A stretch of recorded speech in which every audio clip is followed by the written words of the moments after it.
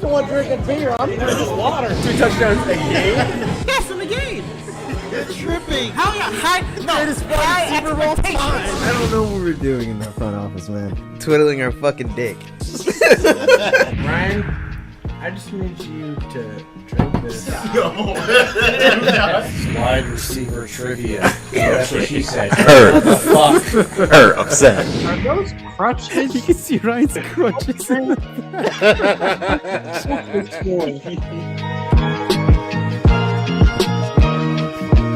Welcome back to After Further Review. This is episode 256. I am your co-host, Jalen Brown. I am your other co-host, Malin Dennis. I'm your other great co-host, Nestor.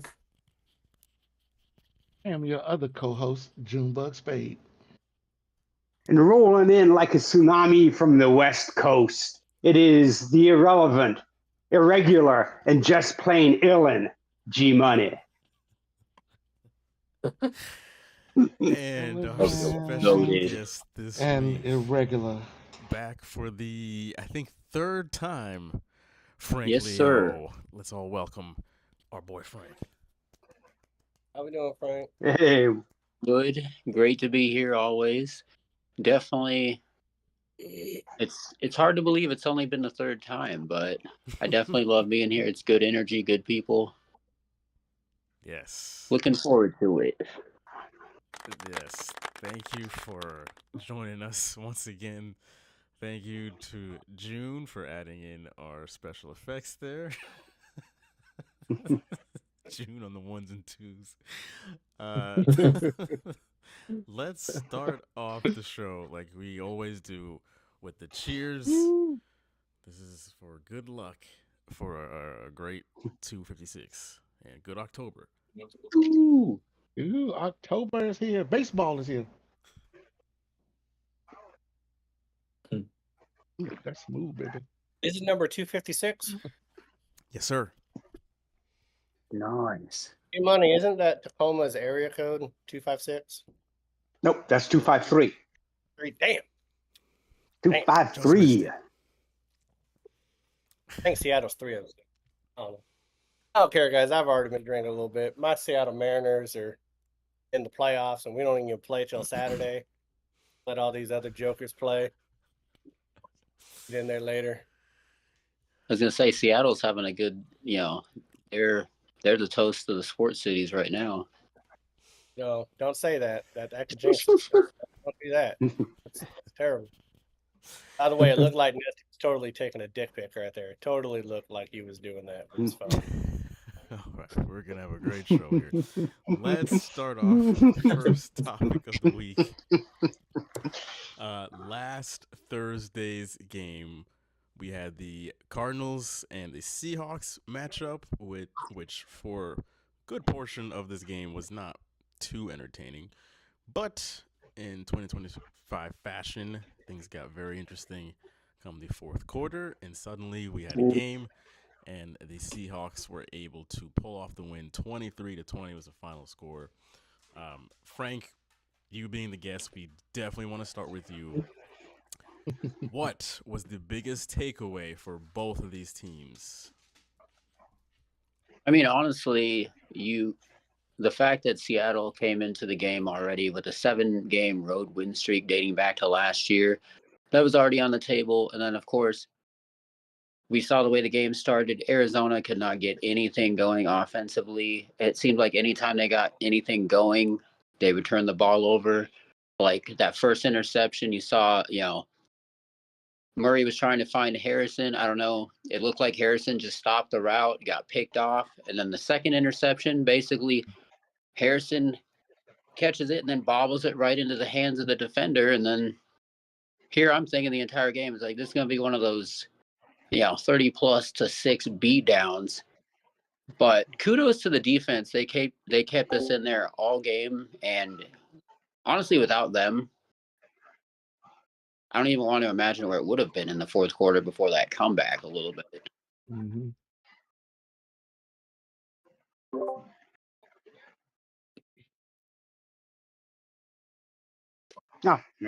No problems. Yeah, we're 8-1 against Arizona. We were like 6-2 against Arizona against the spread. So I wasn't concerned. I know Malin and I were watching the game. We were talking. First half was fine. Third quarter, the end of the fourth quarter, Malin gets angry. He's getting ready to like break out his AR-15, probably kill most of the neighbors. Yeah, talk him down and say, "Hey, we've got this. We've got this." And Jason Myers misses a field goal, and he's like really getting ready to hammer it. And it's like what we see this year that we didn't see yet last year with the Seahawks is that with Sam Darnold, he'll take you down there so you can win the game. Gino would get part of the way down there and then throw an interception, and he'd be going like, "Damn it, son of a bitch." And that's right. You know, if the Cardinals' offense could have done something first three quarters, they could have won that game. Our defense played well. It just didn't play well the last 10 minutes of the fourth quarter. I mean, it didn't play well at all. I hear that Tariq Woolen is now up for trade bait. So anybody needs a cornerback, contact John Snyder. And, you got a football signed by some players, high school players. He doesn't care. Just send him that football, some peanuts, maybe a couple of hot dogs, and Tariq Woolen can be yours. Dang. That's worse than a going out of business sale.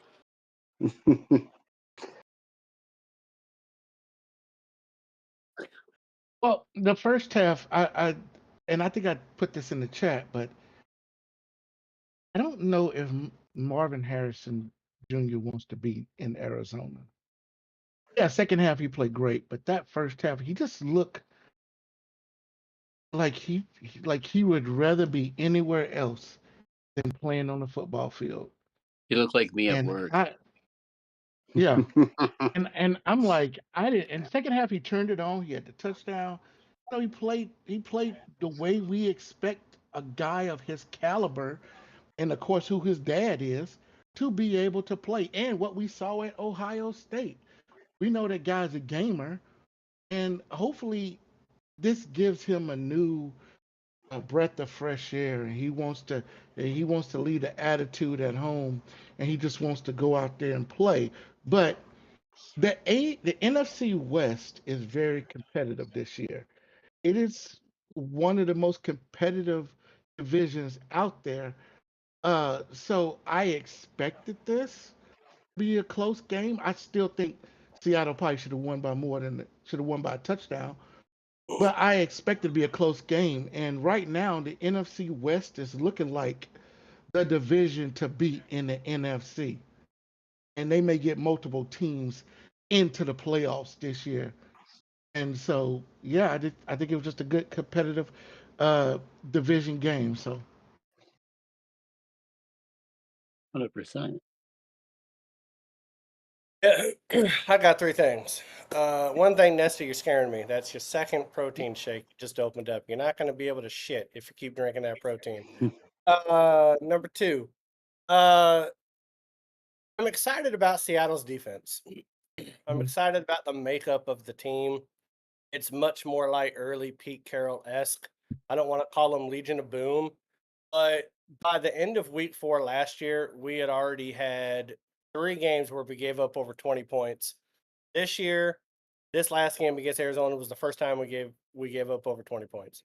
I think we're second in the NFL in points allowed on our defense. They come away with key stops, and it's a lot like the LOB used to be because we're middle of the pack with yards allowed. We'll let you move up and down the field, but then we do something to stop you. So I do think that G-Money and I were right when we talked about in the offseason that our defense was going to be elite. We get Emmanuel back this week. He played all but 4 snaps. Mike McDonald is very much heavily wanting to use him in the use him on defense. I mean, his job week 1 was supposed to shadow CMC the entire game. And that kind of threw our whole game plan off when he got hurt like 4 plays in. So I'm glad that he's coming back. On the Cardinal side, I don't know how many years we're in this now. What, 6 years with Kyler Murray in the NFL? 7. 7. And I'm still not a fan of this man's demeanor. When things don't go his way, you can tell by his facial expression that he clearly doesn't think that any of it was his fault. And he just like you don't see that leader on the sideline. You definitely don't see it in the huddle or after a bad play. But like I don't see him like trying to rally the troops or get people together. It's like all or nothing with him.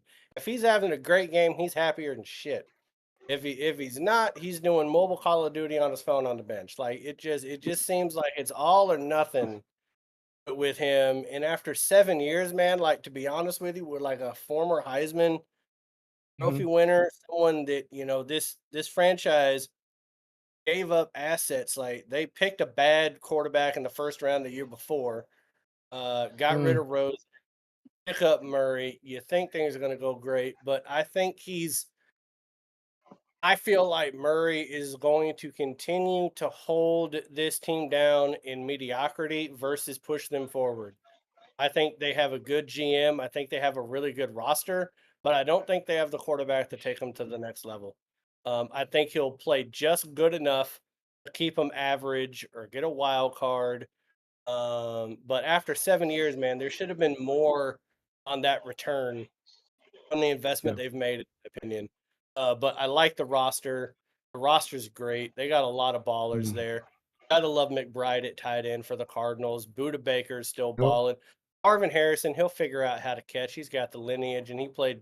And if you look at Marvin Harris's numbers now through his first however many games he's played, like they're very comparable to Marvin Harrison. Almost Marvin me. Harrison, Manning throwing him the ball. So the stats are comparable. So he's not playing terrible. But Connor being hurt sucks. But yeah, I just think that Murray is going to hold this team back, not be terrible. I don't think they'll ever be terrible, but they're always going to be mediocre, in my opinion, as long as he's a quarterback.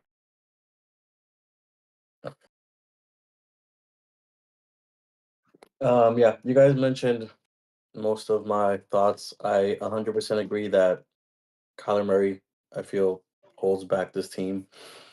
Reason being, I think the defense has always been there. I think it's quietly one of the better defenses in the league. And I've, followed them a little bit last season, and I've seen them hang in there. So it would be a shame to see that good defense go to waste by the offense never really arriving. And part of that, a big part of that, I feel, has to be Kyler Murray.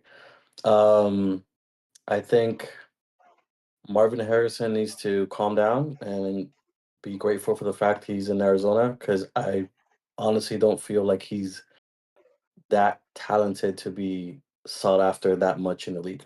That's just my opinion. I think he's a good wide receiver for the Cardinals. He should be grateful he's there, try to be a team player and improve.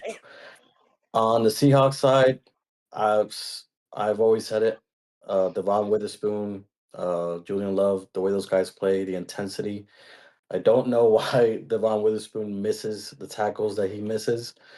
I want to believe he's incredibly talented, but just because of the intensity he plays with, I feel like they need to improve their O-line, because I think Darnold had been sacked, only 3 times? And after that Cardinals game, it was 6. So I think they need, once they find their, long-term quarterback, they need to make sure that O-line is ready to go. Because I feel like the defense is going to How do be.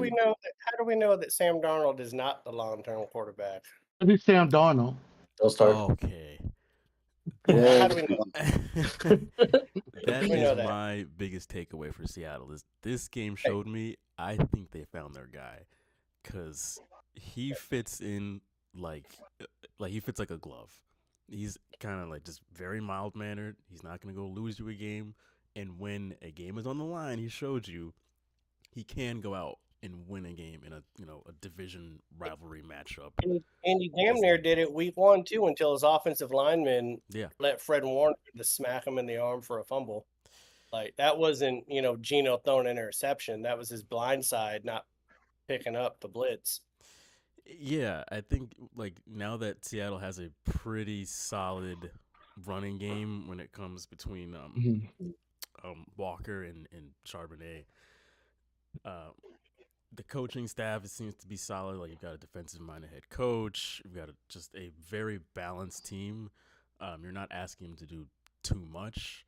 It's like, hey, you at this point in your career, you've kind of worked out all the kinks. You can go out here and win a game if it's ripe for the taking. If he seems like he's exactly what they were looking for.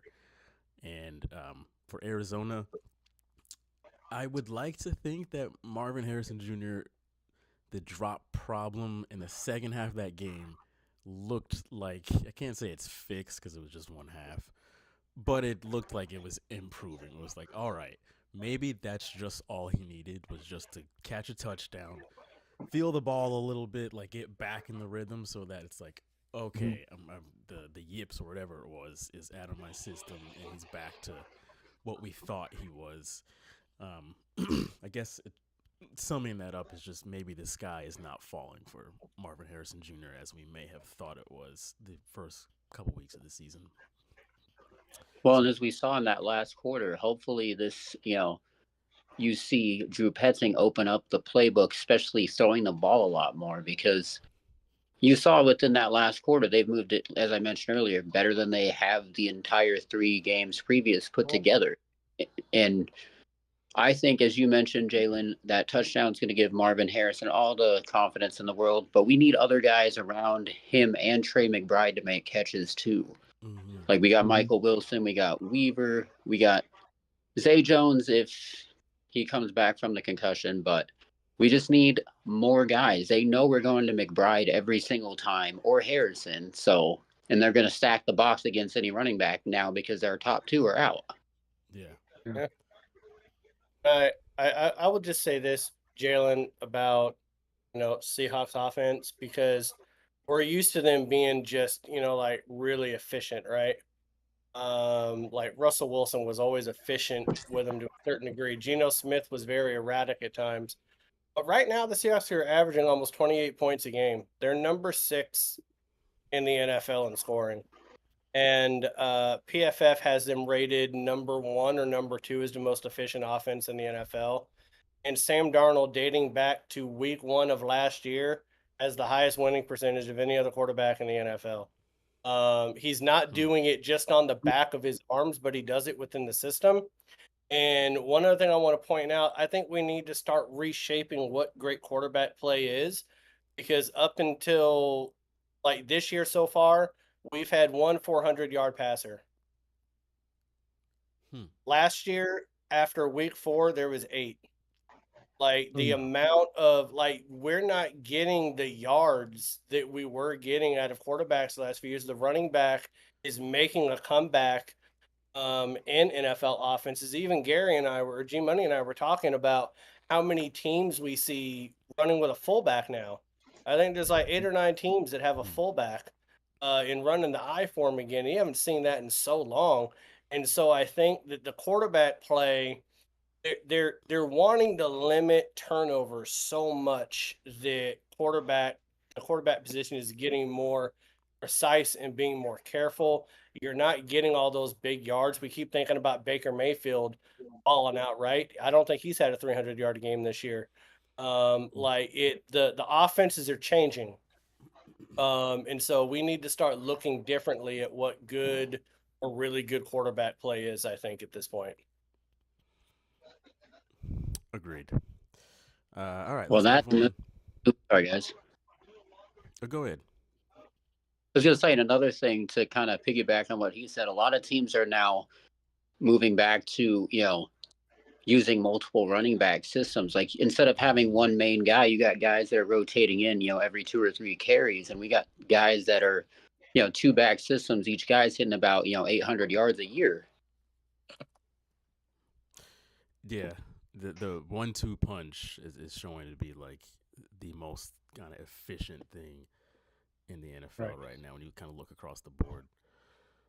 All right, let's get to the second game here where we had the Chiefs dominated the Ravens. 37-20 was the final score. Frank, we will start with you here. Are the Chiefs back to their championship form, or was this just the Ravens getting hurt in real time? I mean, honestly, it could be a little bit of both. You see the Ravens injuries mounting up, but you can't, seeing as they did put, 30 up the week before against Detroit, that's not really anything to, take away from the Chiefs because they have a stout defense. And then now you saw with Worthy back, Mahomes can now spread the field. He's not just targeting Kelsey or, but you saw Brown catch the ball. Worthy had 83 yards. He even had 38 yards on the ground rushing. So Mahomes is getting more weapons back. He can spread the field. And I think, honestly, offensively, Kansas City hasn't looked this dangerous in a couple of years. So I'd be more willing right now to take the road that they're trending upward to being on the way back. And then depending on how injured Lamar is, the Ravens season could get better or it could just implode. Already imploded. G-Money, go ahead. Yeah, my concern with the Chiefs is when your leading rusher is your quarterback and he's not a running quarterback, that's an issue. And you need to fix that. You can have all the wide receiver weapons you want, but at some point, that's not going to help you. Their defense is good. So they are trending up, but they need to get that running game in gear. I don't know if Pacheco has to get the ball more often, they have to run it, but they have to do something just to keep defenses honest as they go forward. As far as Baltimore, said this early in the season, I will continue to say it, their defense has a lot of issues. And you saw that. And you've seen it. And now with Lamar injured, whether he's out 1 game or out 4 games, that definitely impacts Baltimore. And remember, last show we asked where did we think Baltimore was at on a scale of 1 to 10 as far as should their fans freak out. We're running at to the 7 or 8. They should be running at a 9.5 right now because their team has a lot of issues. They haven't been able to fix the defense. And that was a continuation from last year. And now you look at it, Lamar Jackson's out. You're going to have Cooper Rush as your quarterback. Now, I will give the man credit. When he was with Dallas and he had to step up when Dak was injured, he had some good games. But their offenses are totally different. And to try and change an offense to gear around your backup quarterback is not an easy task. And Henry hasn't been running the ball like he did last year. So they're trending down, and they will trend down as long as Lamar's injured and their defense doesn't improve. June. Yeah, I like the way Kansas City played. They took it to them. They didn't hold back. They had their playmakers going. Hollywood Brown played well. Worthy came back and was like he wasn't even out. He played well. But that Baltimore defense is broken. That is a broken defense. And I'm going to tell you now, they're not going to have the same defensive coordinator at the end of the season. There's no possible way they can. It's been 2 years of this. And since Mike McDonald left, nobody's really stepped up. And Harbaugh hasn't found a defensive coordinator yet I can get that defense the way it was. So and now Lamar's out, so that means that defense is going to have to play a bigger role. Yeah, Cooper Rush is a capable backup, but it's two different offenses. Cooper Rush was behind the offensive line with Zach Martin and Tyler Smith and Cooper Beebe. He had people protecting him. That offense of Baltimore, that offense is used to a quarterback counting in his head. 1, 2, 3, I'm gone. 1, 2, 3, I'm gone. Now they got to worry about a quarterback that's going to step back there and have to count 1, 2, 3, 4, 5. And then Cooper's not going to take off. He's going to just throw the ball away. So now you got an offensive line that is going to have to learn a brand new system when it comes to their passing game. Okay? And so now you're going to put more pressure on this defense that's already broken to have to slow teams down. And right now, they're just not able to. They can't stop a wet paper bag. Anybody right now can bust through that defense. So for Baltimore, they got a lot of serious issues. And I think this season, with Lamar out, I think this season is going to be a wash for them. Mm. Go ahead, Malin. Try to keep it short. See how that goes. I think that Kansas City is kind of a wash. I don't really think they're trending up or down. You barely beat the Giants because they couldn't get out of their own way the week before. They had the Giants had the worst. They had turnovers at the worst possible times. Russell Wilson was more interested in throwing the ball between the uprights and risking an interception. That game should have been a lot more competitive than what it was. You're playing the worst. We've talked about it for 3 weeks now.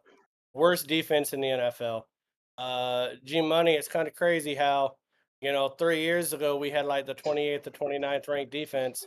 Then we get Mike McDonald, and we got the second ranked defense in the NFL, and now the Ravens are 32. Jeez, I wonder why that could be. That, and we stole Ernest Jones from him, who is phenomenal, by the way. Cooper Rush. This is such a different scenario for Cooper Rush coming in as a backup quarterback. The Ravens better start feeding the ball to Derrick Henry all the time. That man has hardly gotten any touches. Mm-hmm. Because when Cooper Rush was playing in Dallas, he had the eighth best wide receiver in CD Lamb to throw the ball to. He doesn't have that in Baltimore. So he's got to he's got to I don't know where Zay Flowers is cool. I get it. Mark Andrews could be and likely could be some of those dump options for him. But if Lamar Jackson misses 3 weeks and they go 0-3 with Cooper Rush, this season is over. In fact, I would like him to think that if Lamar Jackson misses 3 weeks, the Baltimore Ravens at least have to win 2 out of those 3 for Mm-hmm. Baltimore to even stay alive, simply because Pittsburgh, I don't know what Pittsburgh is other than they're 3-1 and they're racking up wins early while the Ravens are not racking up wins. And there's plenty of wins in the AFC West and plenty of wins in the AFC East that could keep a second team coming out of that division in the wild card. So they are in very dangerous territory of their season just falling off the face of a cliff quickly. And I think that's pretty damn quick. Go ahead, Nestor. Um, like I said last week, I think the Ravens have a major issue with both of their lines. And I think Todd Monken or Zach Orr, they just don't know what to do at this point. Their respective lines are flailing, and they just don't know how to fix it, which is a major issue. I don't see how this team bounces back and really becomes relevant for a deep playoff run. So, yeah.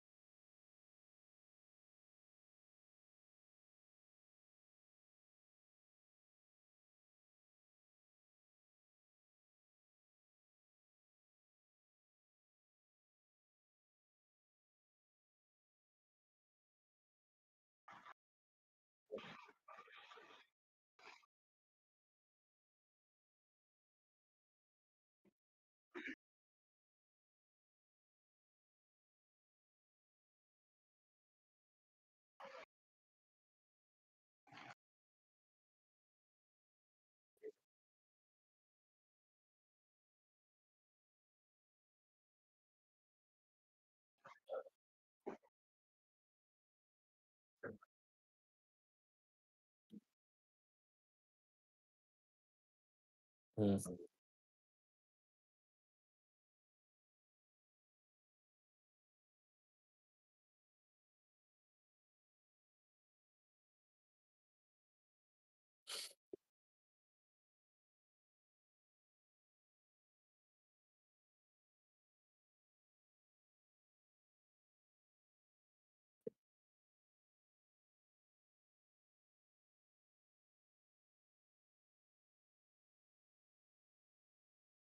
Oh boy.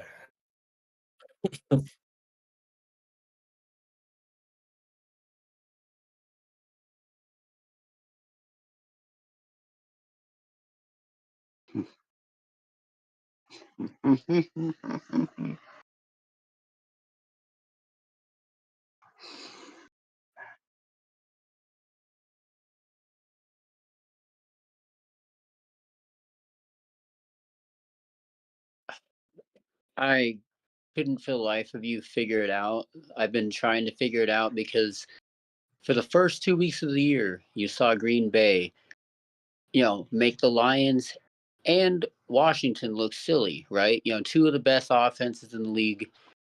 You're 2-0, and then you end up losing 10-13 to the Browns, and then you get, Micah Parsons is supposed to change everything, and then you tie with Dallas. There was absolutely no defense in this game. I feel bad. Like, obviously, the Packers have a much, higher trending forward because Mike is going to figure it out. The defense is still good, but we see how weak Dallas is without Micah Parsons. They were rough with him, and then now they're really at the back half of the league. So, but with Green Bay, it's just one of those things where it's just like I can't grade them right now because you've seen them beat the best of the NFL, and then they've played the probably part of the worst of the NFL. The Cowboys just got blown out by the Bears the week before. So how can you not take care of business there?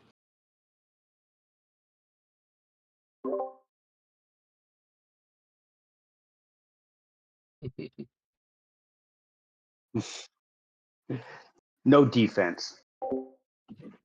Dallas has no defense.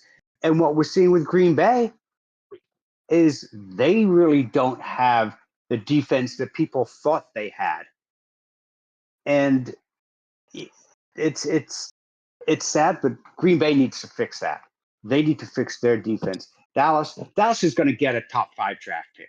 That's just how that is. And I'm sure that Jerry Jones is okay with that. Fans aren't. I mean, pretty sure June isn't okay with them playing the way they are. But the team just isn't really good right now. And defensively, it's bad. And we talk about Baltimore, but Dallas just a couple of years ago had a rocking defense, And then they had that letdown in the playoff game where I swear to God, they were selling their jerseys to fans and just kicking back, drinking beer, watching the game on the sidelines and letting fans play defense. But no, it's a deep. Both teams have defensive issues. Dallas will fix theirs after the season through the draft. Green Bay needs to fix theirs now. Because if you keep playing like that, that's where you're going to be. You're going to be Midland. And you're not going to take the division. Detroit will. And you may not be a playoff team. Just fix your damn defense. I mean, 40-40 tie. People in West Virginia and in the Ozarks and in the border towns of Southern Ohio, Northern Kentucky know what this is, but it's like getting to third base with your sister. Just not that good.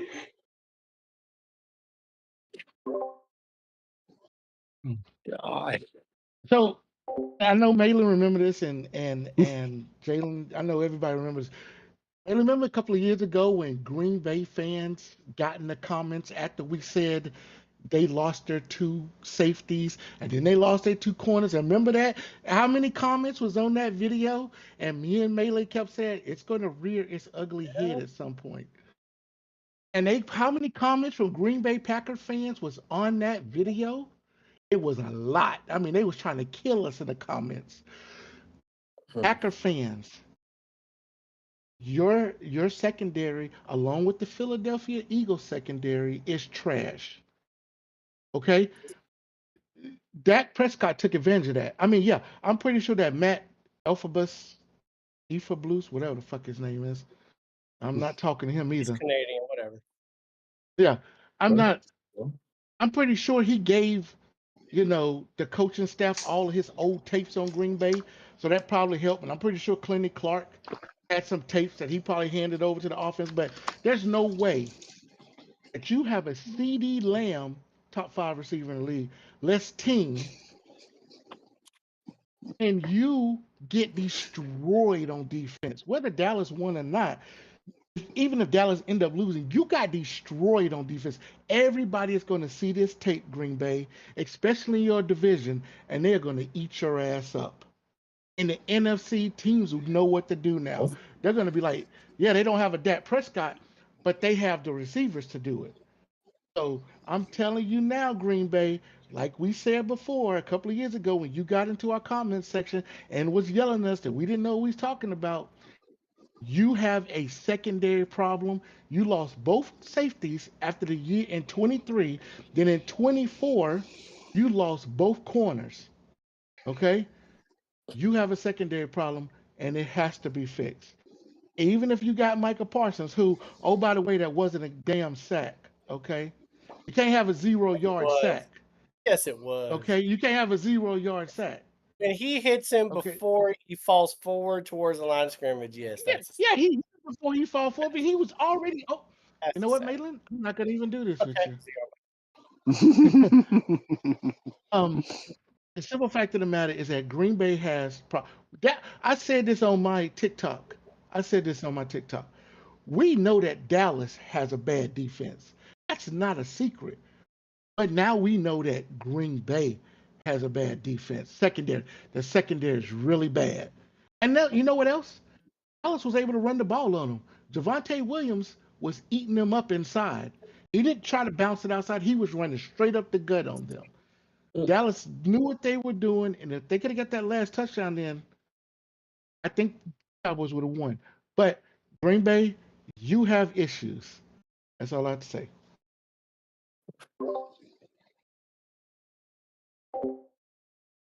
Okay, so Don't you do it. I feel like June is a little bit of a politician here, guys, because he's doing shadows and mirrors, because this is what politicians do. They talk about one thing, wanting to get you to think of, look at this, why are they doing this over there? The simple fact of the matter is like Jordan Love led 4 fourth quarter and overtime drives to either tie or take the lead in the fourth quarter. 4. He was 4-0, like his last 4 drives. You want to talk about bad defenses? Like, damn. Now we know that Dallas has an offense. Why? Because they have Pickens, who is obviously the best wide receiver they have on that roster. You put up 40 points against the Giants. Somehow, some way, you only put up 14 points against the Bears. I don't understand that. Y'all really pissed me off with that Bears game too. Did you know that after week 3, Caleb Williams was the touchdown leader in the NFL? That's because of that goddamn Dallas defense. So let's stop talking about Green Bay's defense. Your defense made Caleb Williams the touchdown leader through 3 weeks in the NFL, and that's fucking unforgivable. But back to this game. Did I game. not just say Dallas defense is bad? What we really saw was like 2 sisters freezing each other's tampons and eating them for dessert. It was disgusting. A fucking tie. I don't understand how both teams can be that inept on defense. You got, like I said earlier before the show, the first time in 300 games prior to the last week, a team that scored 30 points, didn't commit a turnover, and was at home, was 300 300-0 in the NFL, and now they're 300-0-1 because Dallas couldn't close the deal. And yes, that was a sack that Michael Parsons had.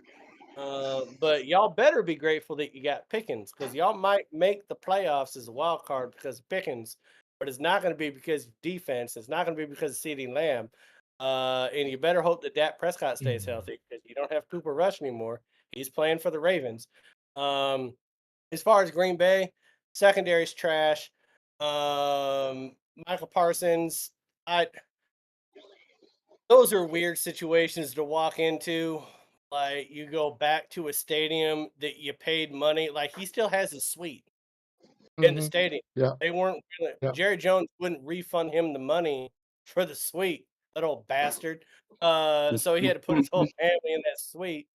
And oddly enough, this feels really weird, June, but I don't know if you guys feel the same way, but whenever Jerry Jones talks now, it's no longer about win now. Like he feels very much about setting the team up for success in the future, and he thinks they'll do well this year.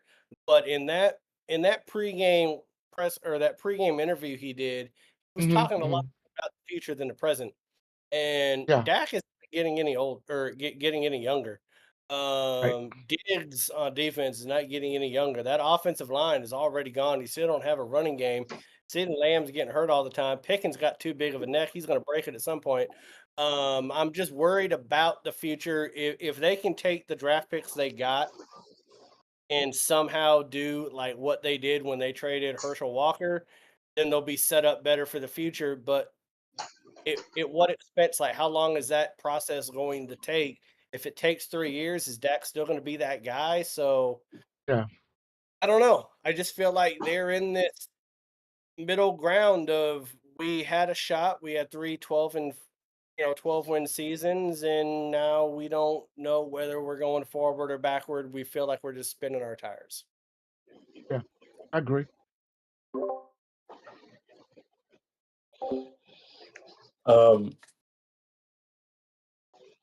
I think the Green Bay Packers. I think they play sloppy. I think they're a sloppy team.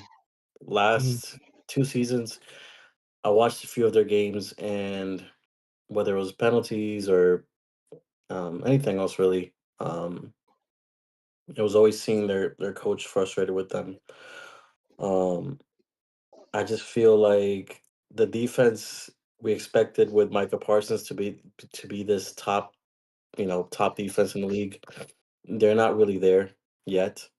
And that O line is also sloppy. If you watch what Cleveland did to Jordan Love, it's if you take a look at the O line, it was horrible. So it was actually he got lucky he didn't get hurt in that game. So yeah, I think the Packers couldn't put the game away because they're sloppy. I also think we're not giving Dak Prescott enough credit. I do think the dude is playing really damn well. He played well against the Eagles. He played well this game. Um, he's playing out of his mind.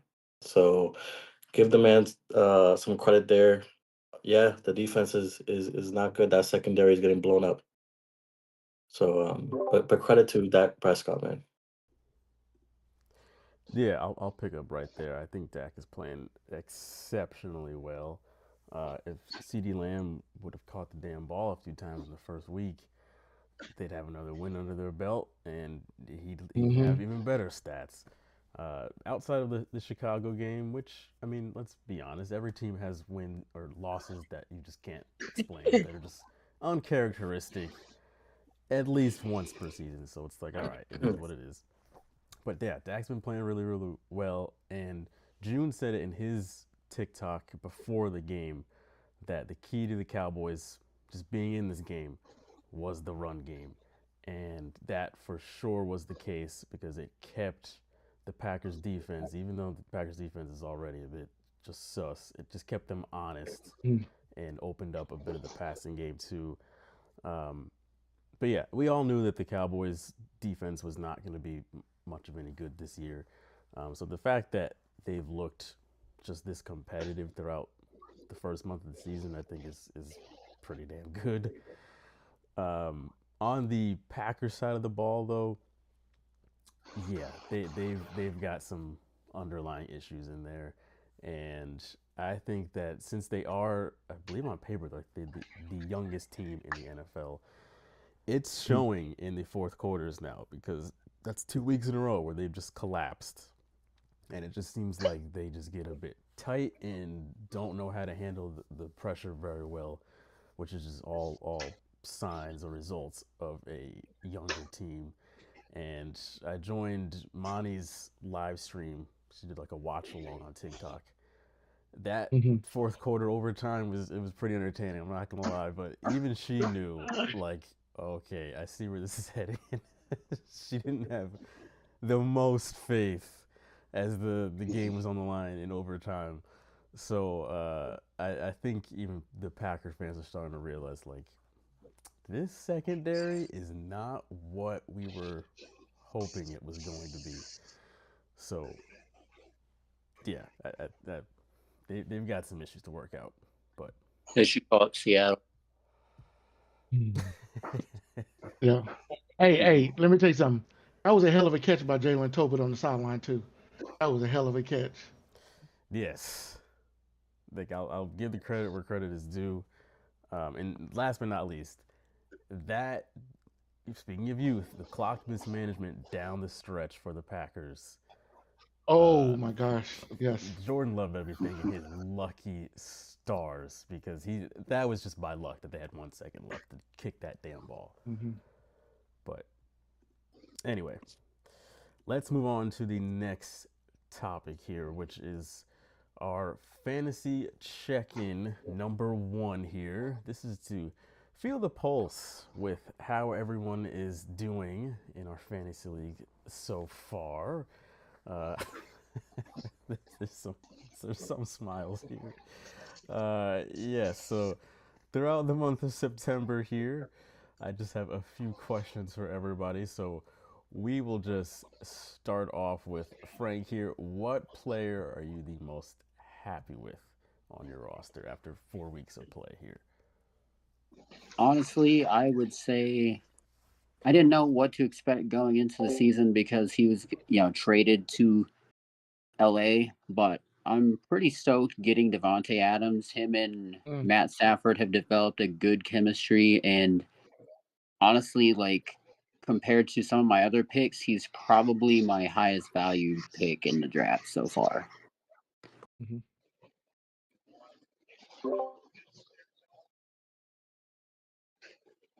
Yeah, absolutely no one. They're all fucking worthless. I mean, night and day from last year to this year. They all suck. I already hit the waiver wire today. So, there we are. That's where we're at. Jalen needs to hit the waiver wire too, man. His running back he already picked up off of waivers is on IR, so he needs another one.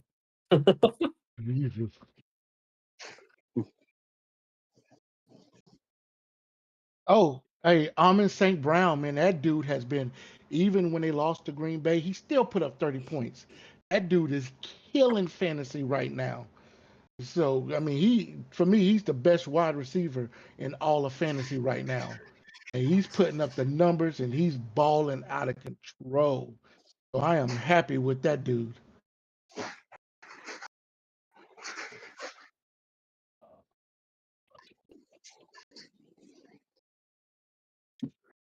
I don't know. You want me to name one? As I got the number 1 and number 6 rated wide receiver.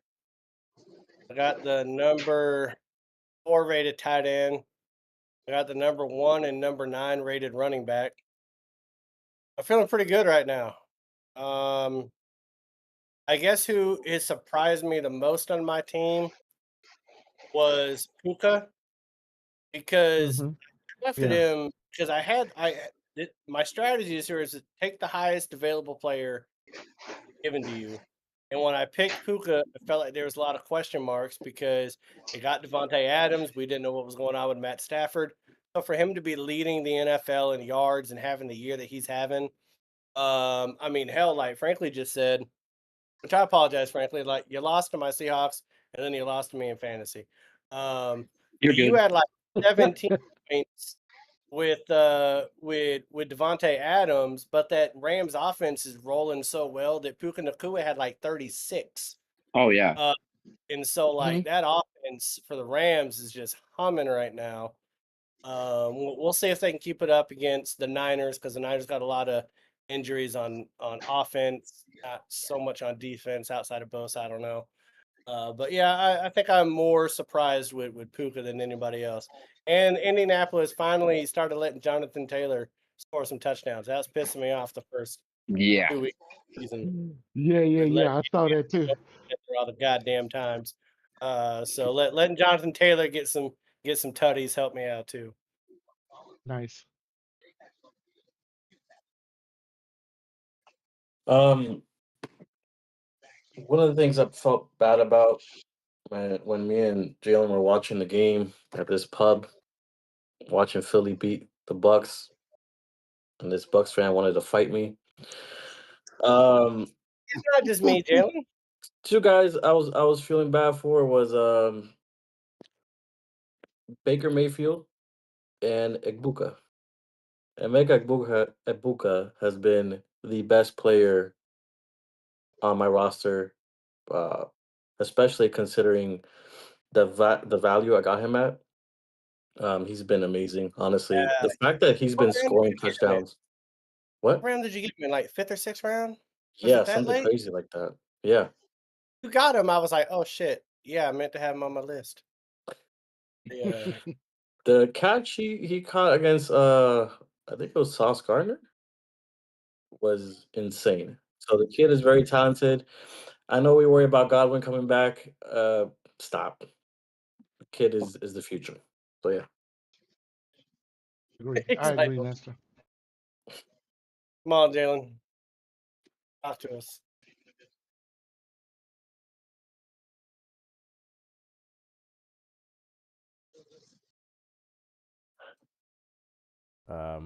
Like just generating points for me every week where it's like, pretty much 20 plus points for me almost every week. I think there's 1 week where he was not the greatest, but it's like kind of the only guy I can rely on right now because Lamar just got hurt. You were So scared. You were scared to make that pick too. yeah, and thank God I did because I'm 2-1 and largely just because I have him because now I got to figure out what the hell to do with Lamar being out. So thank God I still have him. So yes. Now on the flip side of this, G-Money might just be saying it, everybody, but what player are you the most upset with after 1 month of play? Go ahead, Frank. I mean, this is kind of ironic, but we kind of touched on it earlier. I would say my most disappointing player is Derrick Henry because outside of that game one, he had 169 yards and 2 touchdowns. He has not done shit since. Like outside of that first game, been on the struggle bus, getting points from running backs.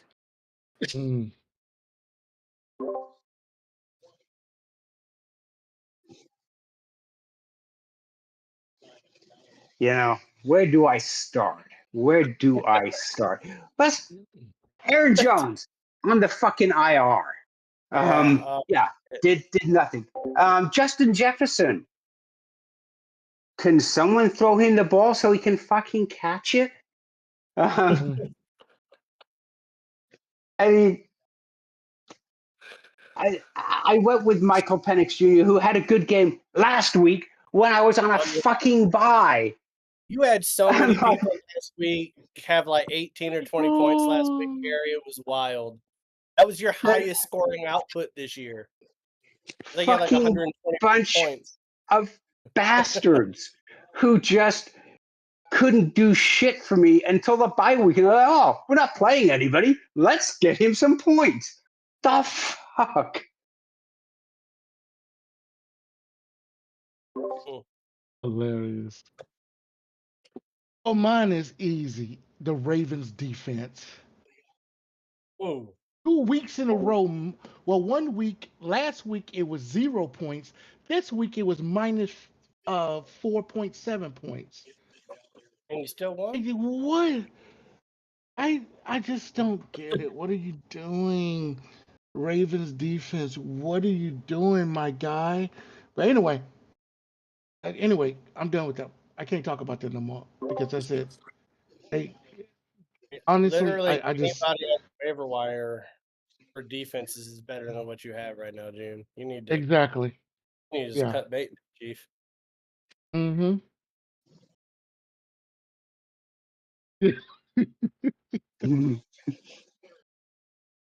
I guess mine would have to be Mike Evans.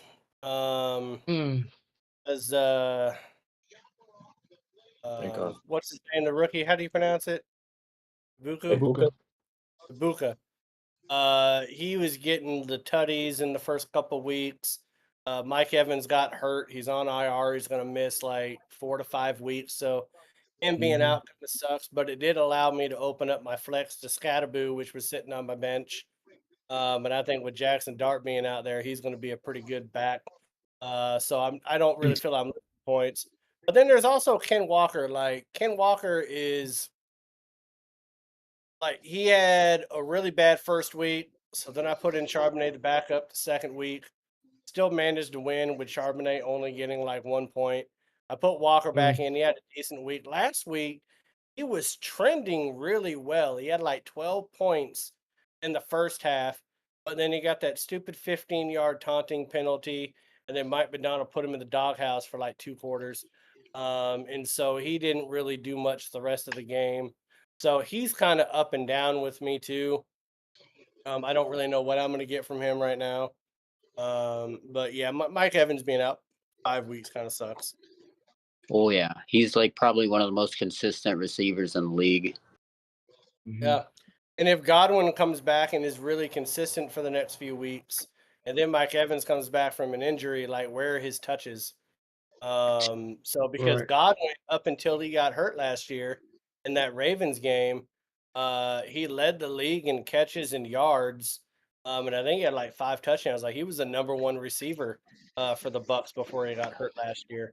Right. So if he comes back and is productive right out the way, by the time Evans gets back with Mbuka being there, like his touches would be significantly decreased. So we'll see. See.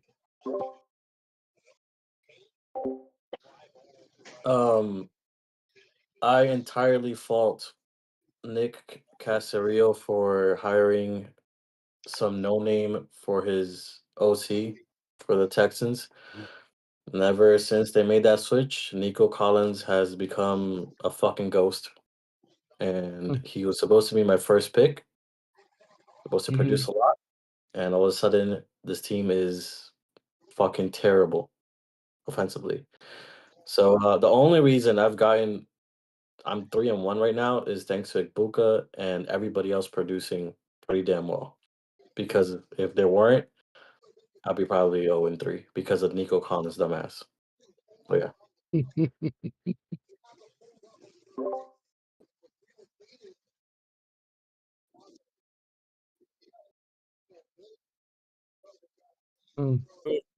Oof.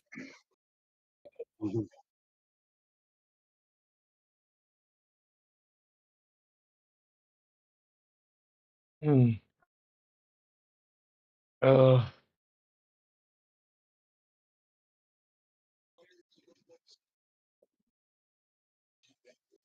What the hell happened to his touches in the Chargers offense? Man? John, all now. Like I understand Cooper Cup having like a slow ramp up into a team he's brand new in, and Smith and Jigma is the main guy. But shit, McConkey. Ah,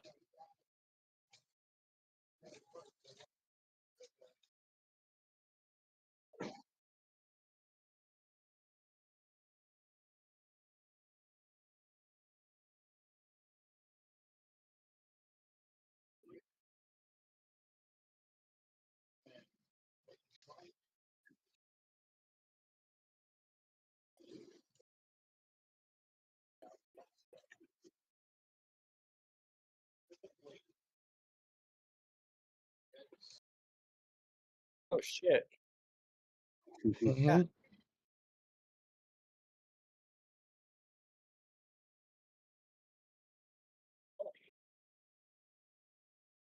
Mm-hmm. Hey, you need to put White in at running back is what you need to do. Because Irving's out. Irving is hurt, so he's RB1 right now. You're not gonna find a better, running back on the waiver.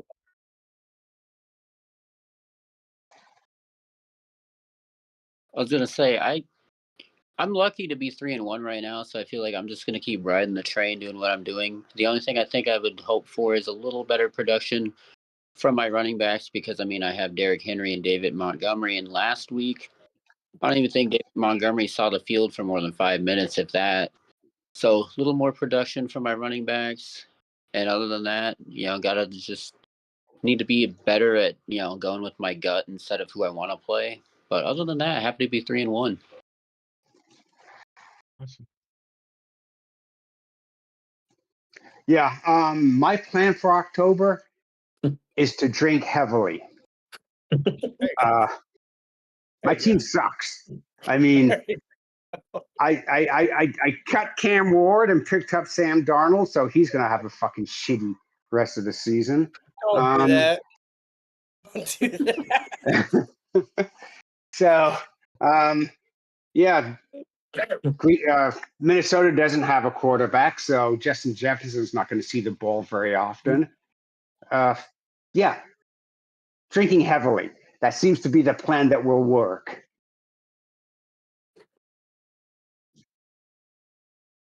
Oh, easy. I gotta, before this defense cost me a game, getting negative points, I'll be switching out the defense. I'll probably have a revolving door defenses the rest of the season. I'll probably be look at what team is playing what offense, and if they have a backup quarterback or if they playing the Saints, I'll be playing I'll be playing that defense for that week. I mean, that's how it's got to go because the Ravens defense is on the downslope. So you can't trust them.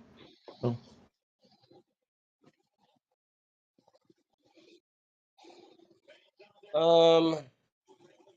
I'm going to be burning a lot of sage and knocking on a lot of wood and praying to as many gods as I'd need to that I don't get any injuries. Because I feel if I don't get any injuries, I'm pretty good.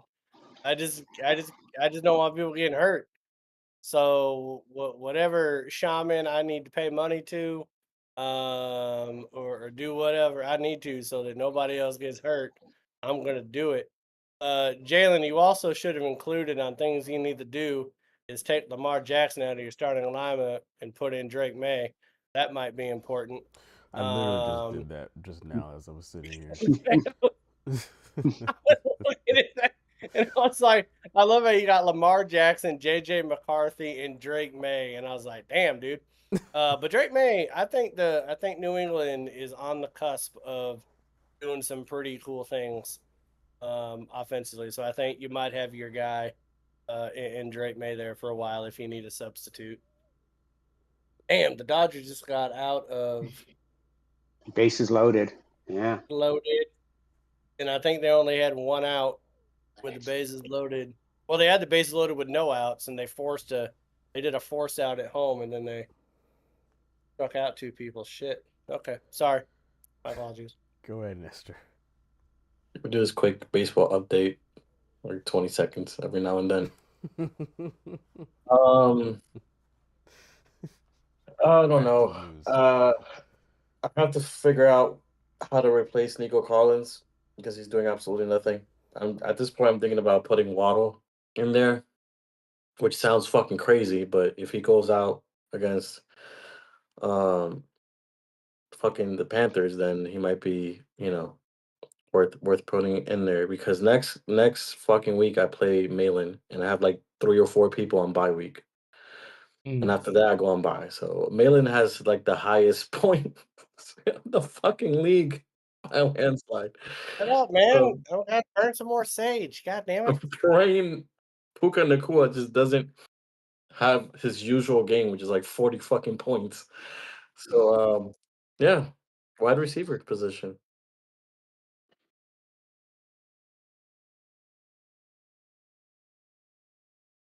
With all that being said, we are going to go to a break. Frank, will you be joining us in the second half? Yes, I will. Cool. Awesome.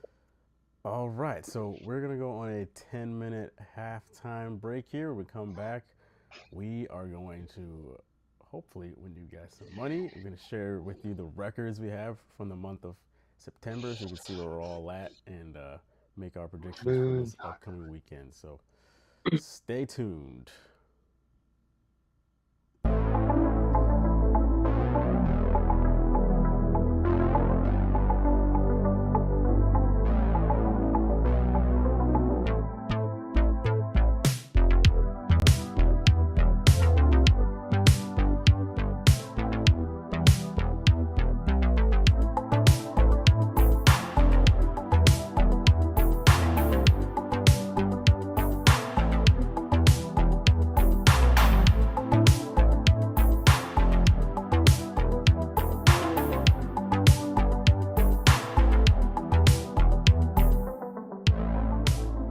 Baltimore fans, on a scale of 1 to 5, how concerned are you with your Ravens? 1 being not concerned at all, 5 being full-blown panic. This Baltimore defense is bad.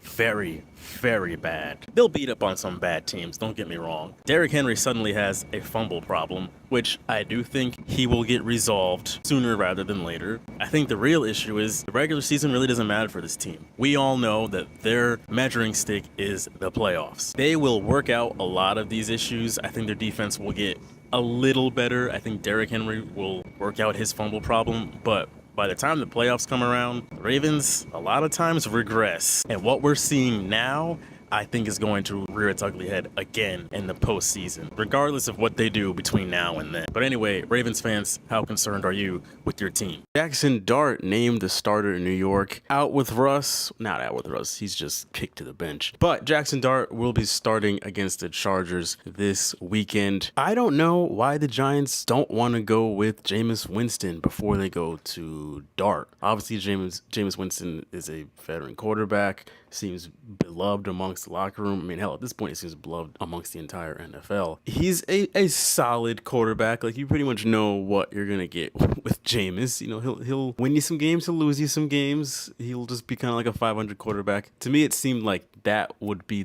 just the logical step. Like, why else do you even have him on the roster if you weren't gonna go to him ahead of Jackson Dart? I would let Dart just stay on the sideline, hold the clipboard, keep learning behind another veteran quarterback, and not throw him to the Wolves yet. I mean, I'm not exactly opposed to throwing him to the Wolves. It's just that you have Jameis here. Why not use him? Because I would imagine as of today, he's a better quarterback than Jackson Dart. So Winston was not there. Then I could see why they were doing this. Again, don't have a problem with Dart getting thrown to the Wolves, so to speak. It's just that it seems unnecessary when you still have Jameis there at the same time anyway. So Jackson Dart starting this weekend against the Chargers. Let us know what you think in the comments below. Here, I really like Baltimore at home. It's Lamar Jackson against an NFC team, and he is 24-4 against the NFC. They didn't even need Mike McDonald to coach last time. Detroit don't play AFC teams very well. Give me the Ravens all day long. Cover the spread on this team at home.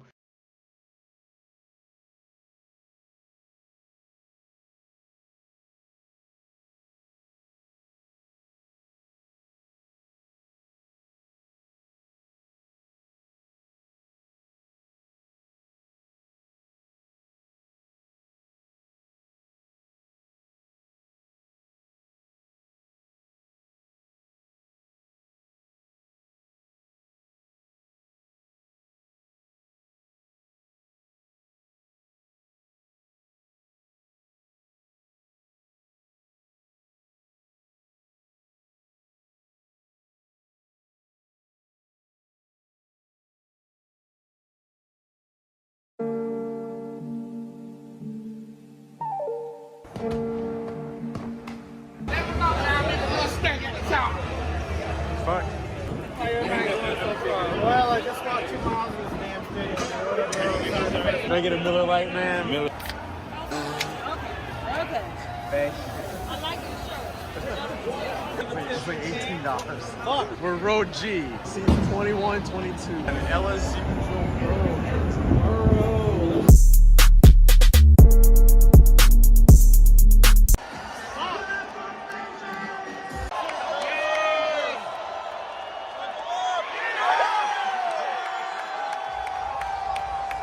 I apologize. Oh, drinks. You good, you good. I want to know what happened to Baltimore's defense. Bucks ain't this game. Incomplete. 3rd and goal. Technically, it's 101st.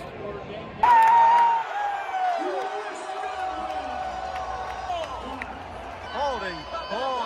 Bring that shit back. You're a wizard.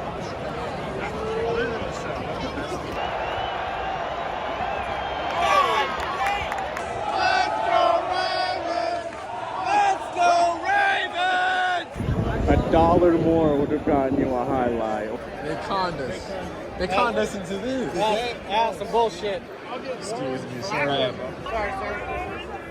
There's a lot of elderly Ravens fans right here.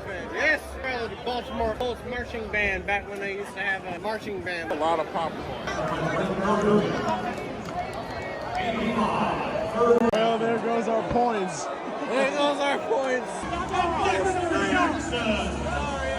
Why are you so mad, man? You're so angry.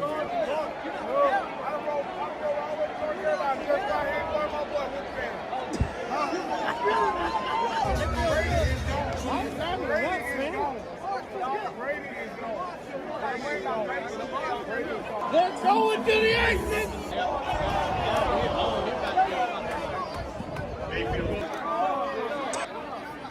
Henry on the carry, held down by Levante David.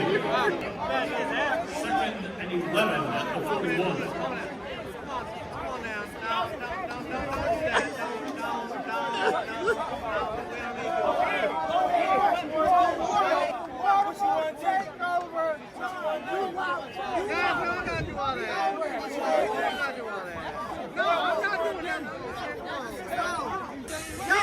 Y'all lucked out with Brady. You lucked out with Brady. 3. Last shit don't matter. Better get before that.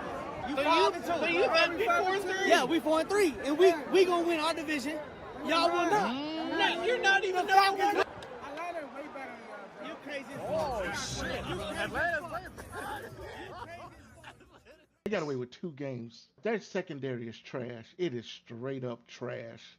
They can't cover anybody. This is going to catch up to them. Devontae Smith, 4 catches, 53 yards. A.J. Brown, 5 catches, 27 yards. Jalen Hurts, 101 yards passing. It's 2 weeks in a row, Saquon hasn't hit 100 yards. If I'm Philly, I'm looking at the numbers and saying, we can't just keep skating by.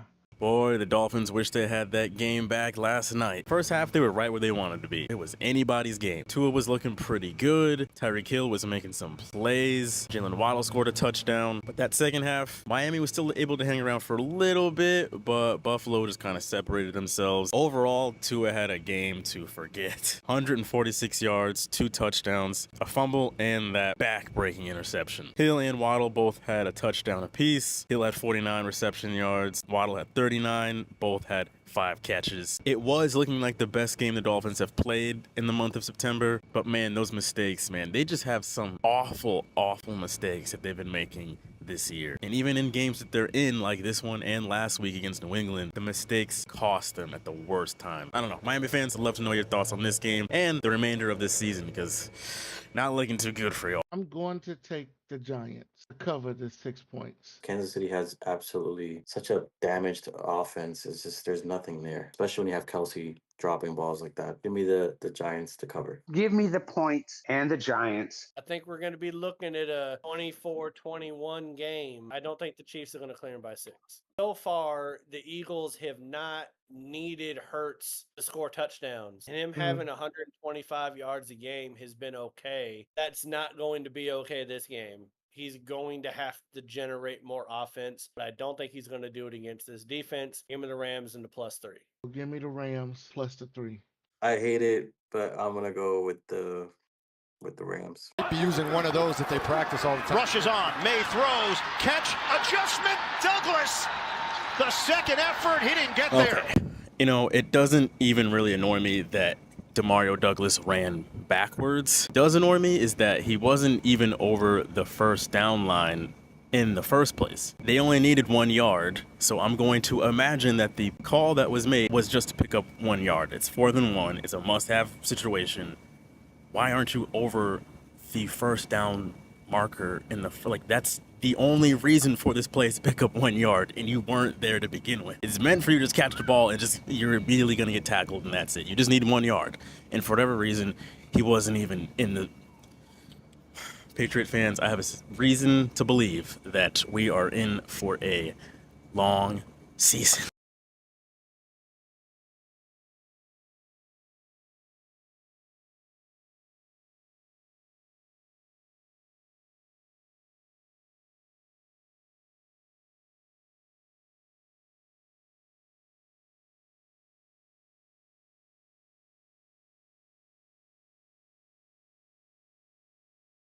Welcome back. Welcome back to your favorite show on the internet.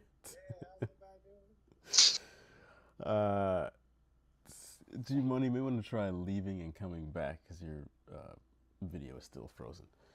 But anyway, AFR episode 256. We are back at it for a great second half.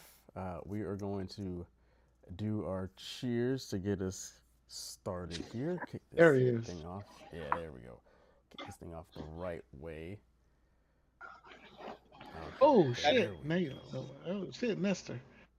Frankly, thank you for Naylor, by the way. I appreciate it. Yeah. Not so much Suarez. I don't really care about Suarez now that we got him. I really wanted him at the deadline, but he just hasn't really done it. He has the tendency of catching fire and then falling off the earth. That's fine. As long as he catches fire during the playoffs, I'm fine with that. There you go. Yes, that's what I need. All right, let's read some comments from this past week. It's my favorite part. I made a video giving the Cowboys their props for not being as bad as most of us thought they were going to be coming into this season. And the one comment on YouTube, someone's Wesley says, "Bro, quit glazing." Okay, just giving somebody their props. Means you're glazing. Moving over to TikTok, our favorite, of course. 215 Nexon says they are 1-2-1. What's that? A combination to a lock? I saw that. I was like, that's pretty ingenious. No, it's a basketball set. Most, there you go. Yes, it's a defensive set in digits, basketball. but that's Defensive set. Chief Go Getter says Packers have been exposed, and with Parsons. Eric says, honestly, don't even give the Cowboys credit. Give Dak Prescott his credit because without him, this team wins max 4 or 5 games. He literally has to play perfect for the team to be competitive, and even then, it's not always enough, and most of the time, he gets blamed regardless. He consistently plays at a high level and still gets no respect. Respect that guy for that comment. He can still go fuck himself for getting hurt last year. Someone says the only thing they're missing is an elite pass rusher to really solidify their defense. They should trade for Parsons. Yeah, if they're not missing an elite pass catcher, they got Pickens. They got Little League defensive outfield. Someone else says best QB in history with a 1-2-1 record. Okay. That's pretty funny. That's pretty good. Last two here. Someone says some people are never going to admit they played a wonderful game. If you got hate in you, it won't let you give any credit. And then last person, Mitchell, says they got lucky that Javonte revived his career and a great rusher just fell in their lap. they'll still miss the playoffs, and if they do sneak in, they ain't winning anything.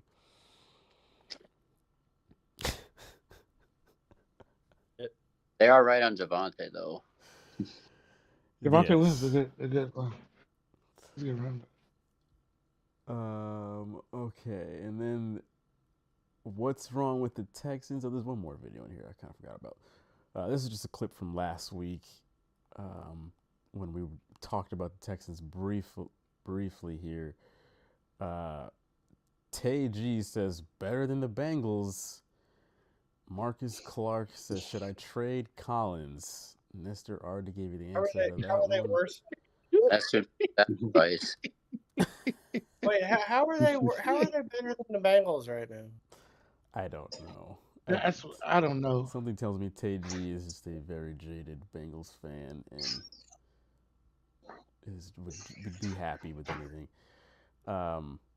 Tom Dubansky says 3 games. I'm assuming he's just saying that they're only going to win 3 games this year, or maybe that's just after playing 3 games that this is where they're at. Anyway, last one. Who is winning the AFC North, Steelers or Ravens at this point? Trent says, well, he just posted a picture of a bunch of Steelers fans, so I'm going to assume, obviously, Steelers. JH3V says, as much as it pains me to say it, Steelers might got it. Vince, neither. The Bengals trade for Jameis Winston, who leads them to a 15-2 record. Okay. Oh my God. Chase says, Perk Rogers, we believe. I don't know what the hell. What?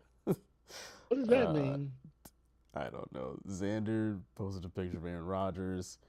Dawson says Ravens. Zay posted a picture of Aaron Rodgers. Baker Mayfield lovers. Steelers saying that as a Bucks fan. Leighton, it'll be very close. Good answer, Leighton. Mr. Think, Ravens without a doubt. Brandon T, Steelers. Dylan, Steelers. Mr. Think again.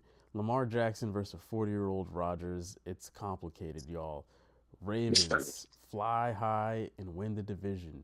You can't say regular season without mentioning Lamar Jackson. Damn right, you definitely don't mention his name in the postseason. But So that was the comments. that one. Oh, okay. Okay. Can we at least acknowledge these Steelers fans? See, because we all know that the Ravens are going to slide off a cliff, probably with Lamar getting hurt, right? But all these Steelers fans were nervous as shit. See, with Aaron Rodgers being their quarterback. And then after week 1, they were all looking at Aaron Rodgers' dick like it was a chili dog at Coney Island. Like, they were just all about, like, I mean, damn. And then once Seattle beat them in week 2, they all jumped off the Aaron Rodgers train. And then now that they've won 2 games since then, they're looking at his dick like it's a Chicago dog. So, like, Steelers fans need to figure out. I don't like Chicago dogs. Is he all that or is he not? And Aaron Rodgers is also talking about this being his last year. He hasn't come out and said it, but someone talked to him about being on like the back end of his career, and he talked about it being the twilight. And he said 7 or 8 years ago, he was talking in golf terms like he was on the back 9, and now he's like teeing off on hole 18. So he's hinting that this is going to be his last year. But, I mean, if the Steelers win the division, it's going to be more default that the Ravens just slid back than I think. And I think the Steelers being that much better than they were last year. I think the Steelers are still – what were they, 9-8 last year and made the playoffs? Fields and Wilson? Were they 9-8 and they made the playoffs, right? Guys ass whoop. Maybe they're a 10-win team with a healthy Rodgers. Maybe at this point after starting 3-1, but they're not infinitely better. But I think if they win the division, it's going to be more because the Ravens aren't as good, not because the Steelers are that much better. I don't know. I could be wrong. G Money's giving a face. I could be wrong. And when G Money gives No, that you're face, I made a bad take. The Steelers made the playoffs last year? Didn't they? With Russell Wilson? Yeah, they lost to the Ravens 28-14. Yeah. They were a wild card team. They were 10. I think that was 10-7 though. I thought they were 10-7. They were 10-7. 7, yeah. Because it was like, I don't think Tomlin has done worse than 10 games in. He's never had a since he's losing. been Well, he's been 8-8. His calling card is that he's never had a losing record. Right. He's been 8-8 before, but he's never had a losing record in Pittsburgh. Which, I can say that with the tone that I just said that in, but that's still actually pretty remarkable that the man's been coaching the team since 2006 and has never had a losing record. I mean, what would June do with that type of stat? I would love to have that consistency as a coach. Yeah. No shit. I would love that. It's like in Arizona, you see new coaches every 2-3 years. Let's get into everyone's favorite topic of the week, the Ride or Die 5, where we usually statistically will win you some kind of money here. So to get into things from last week, G Money was the only person. Yeah, he was the only person to have a profitable week. He had a very good week, 4-1. And I told you midway through the Ride or Die in 5 last week, I was feeling uncomfortable based off the picks that were happening because you did. Ended up only agreeing with G Money on one pick, and that made me very uncomfortable. I think we should just have G Money go first every time, and then we gotta let him say what he said, and we can base our opinion off of that. Malin went 1-4 last week, and then the rest of Hey, us. you can go ahead and include I got my lock. You can say that. I'm getting to the locks. Hold on. The protested rest of my us lock, by the way. went 2-3, and then all of us hit our locks, including Monty, outside of June and G Money. So, yeah, I'm protesting my lock. My lock is under protest to the league commissioner. I'm sending him a drink basket. And I'm sending him a drink basket. Send me a drink basket. I'll give you the win. Get overturned with the court. Jalen, I will say that you and I have bad weeks, but we're still batting 500 for the season so far. So yes. So for the month of September, Malin and I both went 10-10. G Money 11-9. Nestor 7-13, and then June 6-14. Okay. So. Some bullshit. Jalen, I do think we need to give G Money some flowers here because he started off 1-4, I believe, the first week. Week 1, yeah. I think he was 1-4, and then he's rallied since then. So you say 11-9, like, oh well, you're only 2 games. He started 1-4 the first week, and then it's just been on a heater, whooping ass since then. So first week is like the fourth preseason game, Oh, well, that doesn't surprise me. My phone is freaking dying on me. Yeah, too. That's probably why it's freezing up. All right. It's some bullshit. It's bullshit, by the way. All right. Well, June, it's a new month. You have the opportunity to also turn things around here. That's right. That's right. Jim, if you haven't winning week yet. Let's be nice. Let's start off with tomorrow's game.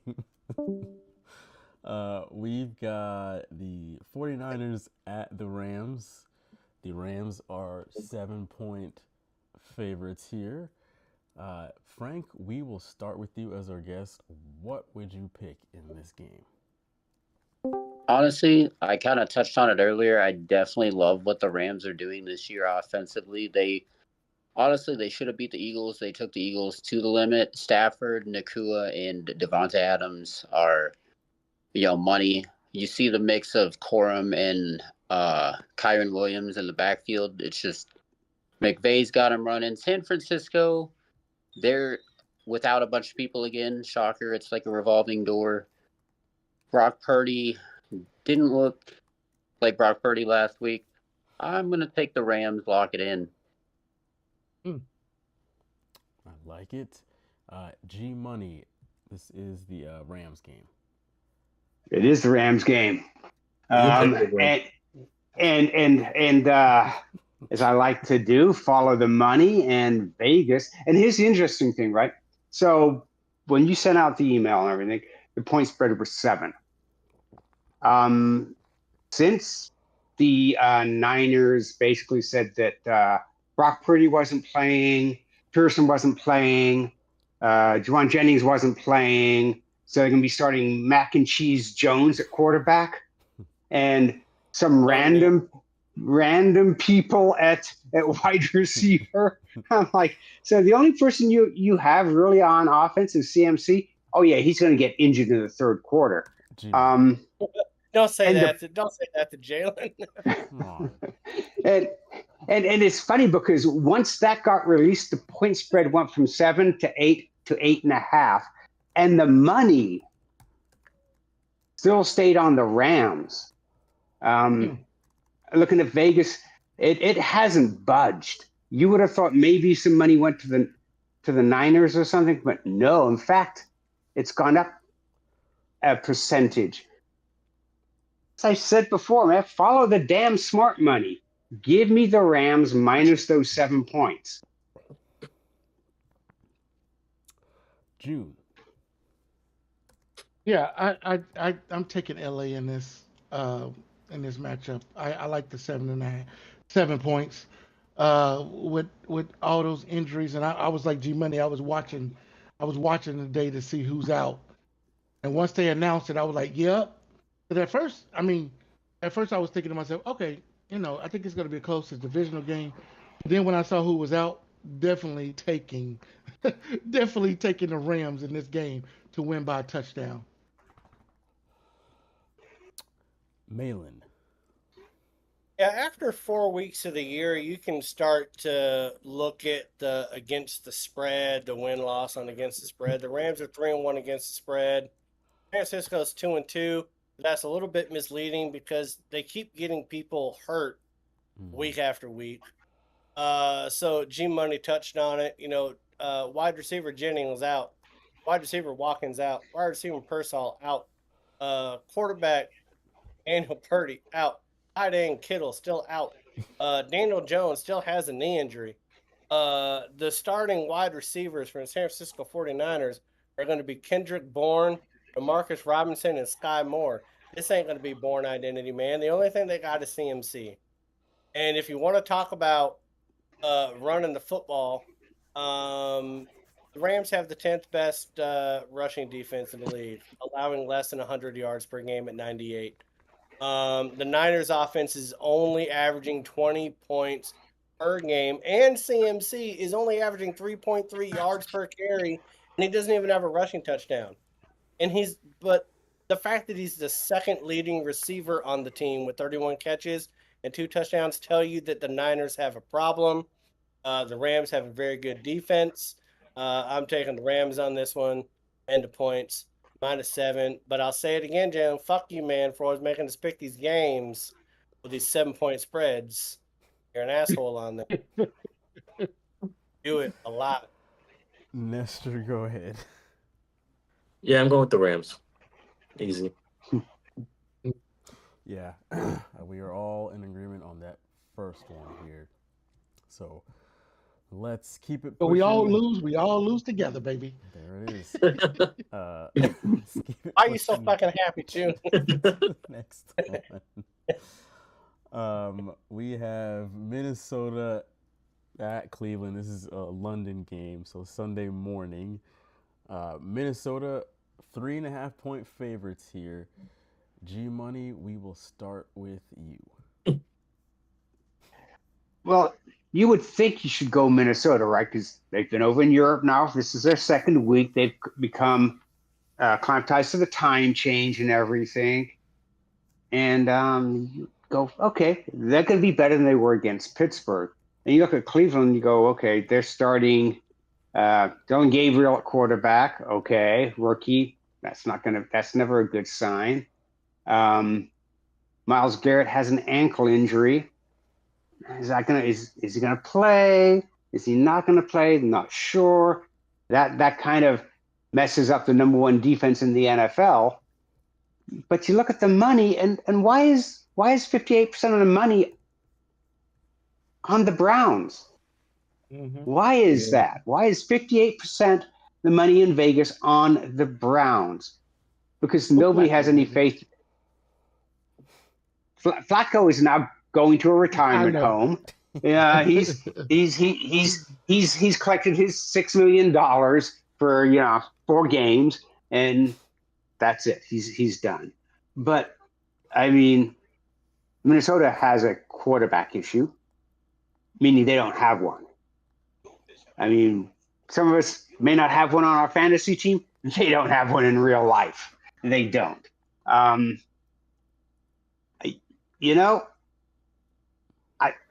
I look at, they're both 2-2 against the spread. No break there. And I have no faith in Wentz whatsoever.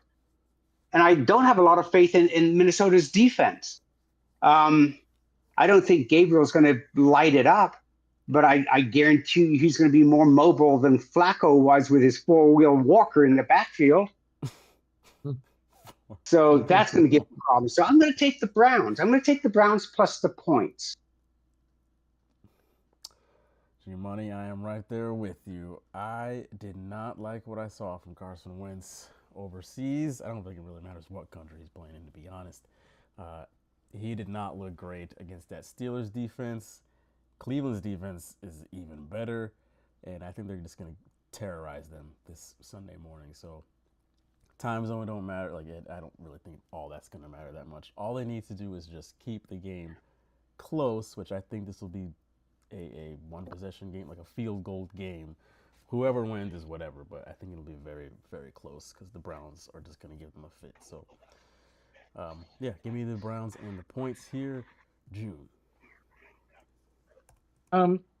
Yeah, I'm going to take Minnesota in this game. I don't know if Dylan Gabriel, I think it's going to be a deer in headlights for this guy. I don't think Minnesota's defense is all world, but I think they're good enough to stop a rookie who's never touched the field before. And that's they've been in country for a week already. They didn't leave. They stayed in country, or whatever. They had to move to another country, whatever. But they stayed on that side of the world before. Yeah. They stayed on that side. So, and like I said, Dylan Gabriel, this is deer in headlights. They throwing them to the wolves. I think the Purple People Eaters is going to get after this kid, and he's going to turn the ball over a couple of times, and Minnesota's going to win this game. So give me Minnesota -3. Malin. First of all, don't disrespect the actual Purple People Eaters by calling this Minnesota defense by that name. That's just atrocious. This game was probably the most perplexing to me, Jalen, just because it's played overseas. And can I just say again how I hate these overseas fucking games? Yes. I hate them. With you. I think they're stupid.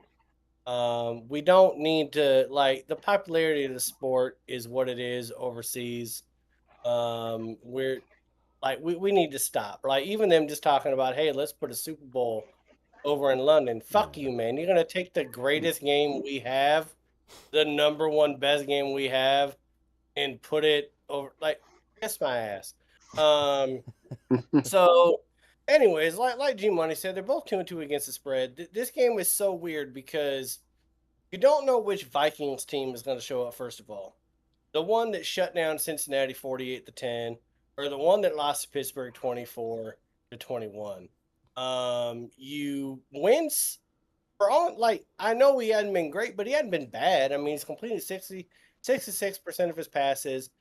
523 yards in 2 games. So that's like what, 260 yards a game. He's got 4 touchdowns, 2 interceptions. But can he do it against Cleveland though? Then you also got Myles Garrett with that ankle injury. And then you also have, like, they are the number 1 defense in the NFL, giving up 100 yards less than the league average in the NFL. They're only averaging, teams are averaging 222 yards a game against Cleveland right now. And then you put in a rookie quarterback and you're flying him overseas. This is why Cleveland is the most defunct fucking team in the history of the NFL. Why would you not roll Flacco out there for one more goddamn week? You're going to have a rookie start his first game in the NFL overseas against a team that's already been there for a whole week. What it really comes down to is that can the Vikings defense rattle Gabriel the way they did Browning? Browning was terrible in that game against the Vikings. 2 interceptions, 3 sacks. There were 5 fumbles in that game. They lost 3 of them. At the end of the day, I picked against Cleveland's defense once before, and it fucked me. Fuck you, Packers. I'm not going to do it again. You're going to give me 3.5 points with Cleveland. I'm going to take it. I'm taking Cleveland. But I don't like the Dylan Gabriel aspect of it. That worries me. But I'm going to take Cleveland. I need Myles Garrett's ankle to be good. Shoot him up with something nice, Cleveland. Just stick a bunch of needles in there. Make that ankle feel real good for 1 week. I don't give a shit what you do after that. The fact that Cleveland's end up twice in the ride or die pisses me off a little bit, Jalen. You kind of pulled a Nestor on that one. I did a little bit. I had all the stats going against me, but there's just something about that defense. The last time I picked against them, and it was feeling really great, I just think Carson Wentz is going to fuck it up in the 4th quarter, and Cleveland's going to cover the spread. So, well, Nestor, what do you like here? I'm a bit nervous too about the quarterback. I just think that last game for the Vikings was a just wacky game. I do believe in that defense, somewhat. I will say out of the last 4 teams that played overseas and stayed overseas, they all won. And I definitely just pulled that stat out of my ass. Give me the Cleveland Browns to cover this one. And yeah. Pull a crazy ass stat out of your ass. It makes us feel like, yeah, we definitely should have taken Vikings, and then you still take the Browns. That's a Nestor. That's a Nestor. I've never seen it. Special. Yeah. By the way, Frank, our last guest went 2-3 last week, so that's your mark to beat. If you can pull out a winning record with your pick. So, what do you like? Hell yeah. But this is probably the worst game to try to do that with. So, I mean, we already know Myles Garrett is up in the air. You got Dylan Gabriel starting. And honestly, I think he's going to play it safe. They're going to lean heavily on the run game. Judkins is going to be a huge back in this league. Like, he already is showing out in just a small amount. We've seen him. Mm-hmm. But here's the kicker. I think Wentz has enough to get it done. I'm going to take the Vikings with the points. I feel like, this is where G Money gets his Jefferson scoring.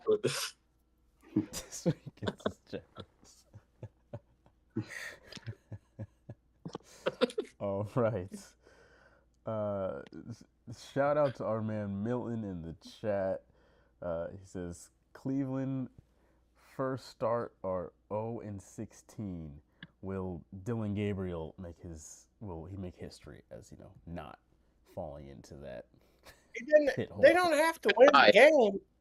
They don't have to win the game. Right. I don't think any of us are going to guess that they win this. Well, if it was 3 points and not 3.5, then I would have seriously considered, because I think the Vikings will probably win by a field goal.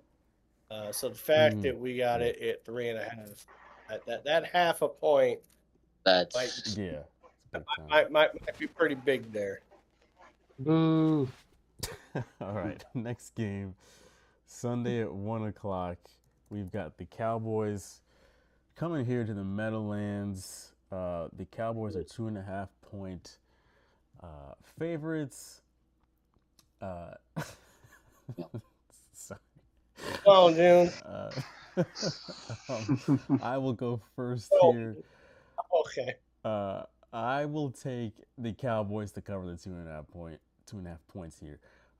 From what I saw the other night in Miami, there is absolutely no way I'm taking the Jets to do much of anything positive. They are just absolutely hopeless. The Cowboys, they should have no issues covering this by a field goal. And if they don't, they're making my ban list next week. So June, you will not be very happy with me come next week. So June, you can go ahead next. Probably don't want to. Yeah, I hate picking my own team because it sucks so bad. Picking for your team and picking against your team is so horrible. But I'm going to take the Cowboys to cover the 2.5. I think Justin Fields is Justin Fields. He's going to make 100 mistakes because he's Justin Fields. So I'm going to take the Cowboys to win this game. It's probably going to only be by a field goal, but because the defense is so bad. But I'm going to take the Cowboys to pull this game out. All right, go ahead, Malin. I just don't see how the Cowboys blow this one. Like, I mean, if you could beat the Cowboys by 3 points in a shootout, or the Giants 3 points in a shootout, how can you not beat the Giants by 3 points in a shootout when they're starting a rookie quarterback? The Cowboys are averaging 404 yards a game on offense. That's second in the league. They're scoring 28.5 points a game. That's fifth in the league. Meanwhile, the Jets are giving up 330 yards a game. That's 32nd in the league. And they're giving up 30 points a game, which is 30th in the league. The only thing that gives you cause for pause on this, Jalen, is that here's a crazy stat for you, is that of the 13 key stats that you rate defense and offense going up against defense, the 13 key stats, the Cowboys have the edge in every one of those 13 stats against the Jets defense. Oddly enough, because the Cowboys defense is so bad, the Jets also have the edge in every single one of those 13 stats against the Cowboys defense. So you're probably looking at another shootout. Yeah, the Dodgers are just booking the shit out of Cincy. That's great. Yeah, I'm glad that Cincy's losing. My family up north is trying to make my kids Reds fans, and I'm about to show them that's a bad idea. I'm about to start buying some more Mariner gear. The big red machine, baby. I'm taking Dallas on this one minus the 2.5. You better win by a goddamn field goal, June. I mean, you got a great wide receiver in Pickens. You got a great quarterback, Dak. Yeah, I think you guys. Nestor, go ahead, Nestor. I can pull it out. Alice, easy. Go ahead, Frank. What is that? 4 times I've been able to do it, Jalen. I mean, we all know Dallas, the basketball, defensive set right now. But I mean, there is nothing, as you mentioned, there's nothing positive going for the Jets right now. Justin Fields is essentially a running back that can, somewhat throw the ball sometimes right now. It's going to get worse for the Jets. Give me Dallas. They just have way too much offense as elite. And if they lose this game, have mercy, Jerry. Tell the team. G-Money. Yeah, Justin Fields is basically who we thought he was. He's who Pittsburgh figured out he was and replaced him with Russell Wilson. It's who the Bears knew he was and cut him. He'll give you 157 to 160 yards on a good day.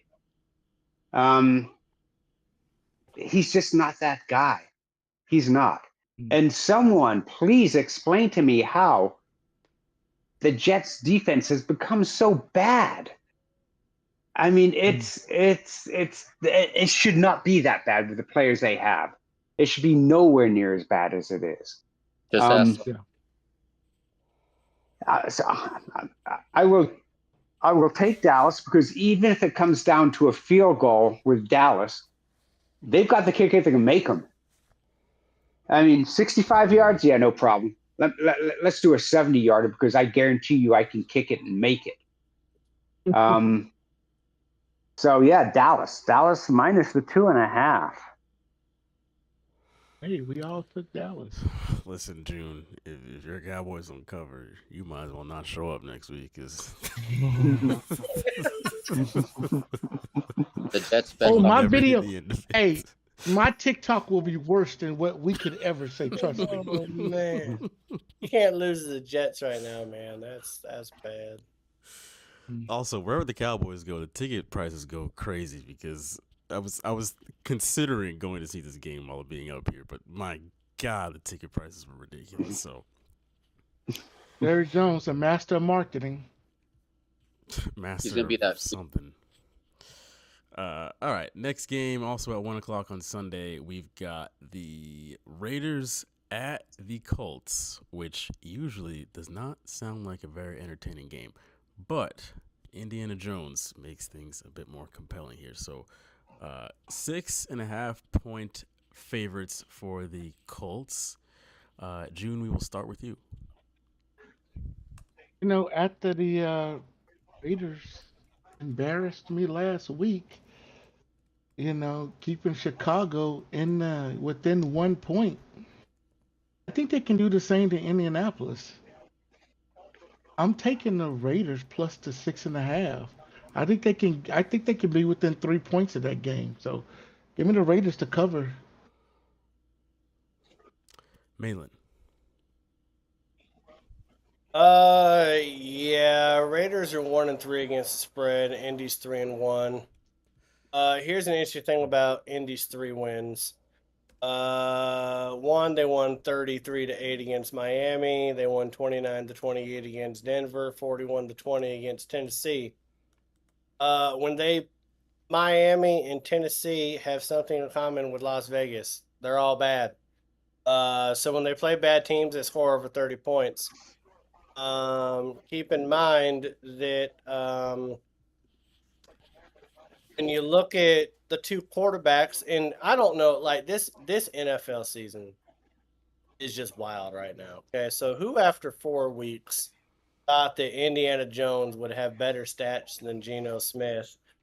Indiana Jones is at 71.9% completion percentage, 1,078 yards, 269 yards a game, 4 touchdowns, 2 interceptions, 3 rushing touchdowns. Geno Smith at 63%, 948, 229 a game, 6 touchdowns, 7 interceptions.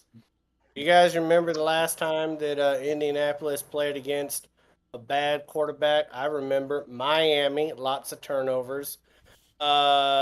Keep in point that the Raiders also just lost another starting offensive tackle, Colton Miller, to the IR. I'm going to go ahead and take Indy on this one. I'm going to ride Indiana Jones on this, that when they play bad football teams, they're winning by a better margin. The Raiders are not Denver.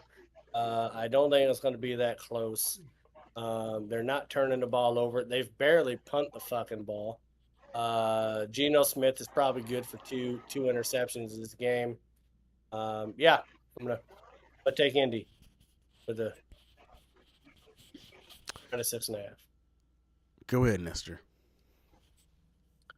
Yeah, give me Indy. I like how they're playing. Besides that, real loss to the Rams. Yeah, give me Indy. They should cover. Frank. I was gonna say right now Daniel Jones is your comeback player of the year. He is playing out of his mind, and we're seeing that all you need to do is get out of New York apparently, and your situation improves. But good for him. Glad he's doing it. Glad they're actually using Jonathan Taylor in the run game this year. Give me Colts all day. G Money. Yeah, Vegas seems to agree with everybody. Yeah, that's where the money's at. 60, what was I looking at just earlier? I think 68% of the money is on the Colts. I can't see a valid reason to take the Raiders. The defense is okay, but not good, not great. And Malin and I have seen the Geno Smith show. And that's like move the ball down to the 20-yard line, the opponent's 20-yard line, then throw an interception. Move it down, get the ball again. Let me get you all the way down there and get ready to score. And throw an interception. Give me the Raiders. Oh no, I'm sorry, give me Indy. I was about to say that was the biggest Nestor pull I've ever seen. Yeah, I'm gonna agree with you guys. I have nothing more to really add there. Yeah, so Colts for me. Last game here on the Ride or Die in 5, the Monday night game. We've got the Chiefs going to Duval, where the Jags are 3-point underdogs at home. We are going to start off with Malin on this one. G-Money. Where's the Vegas money on this one? This is actually pretty close. Vegas 57% favors Kansas City. Yeah, that's what I thought. And this is a weird game to me, that you got a 3-1 team against a 2-2 team, and you're 3-point underdogs. The home team usually always against 3 points. I think that Vegas is really heavily favoring the game that they just had against Baltimore. But I do think we need to pump the brakes a little bit on this. Like, it was 707 days between Patrick Mahomes having 4-touchdown game. It's been since October of 2023 since he threw 4 touchdowns in one game. The Ravens defense is trash. We already talked about it. 32nd in the league. The Jags are 15th.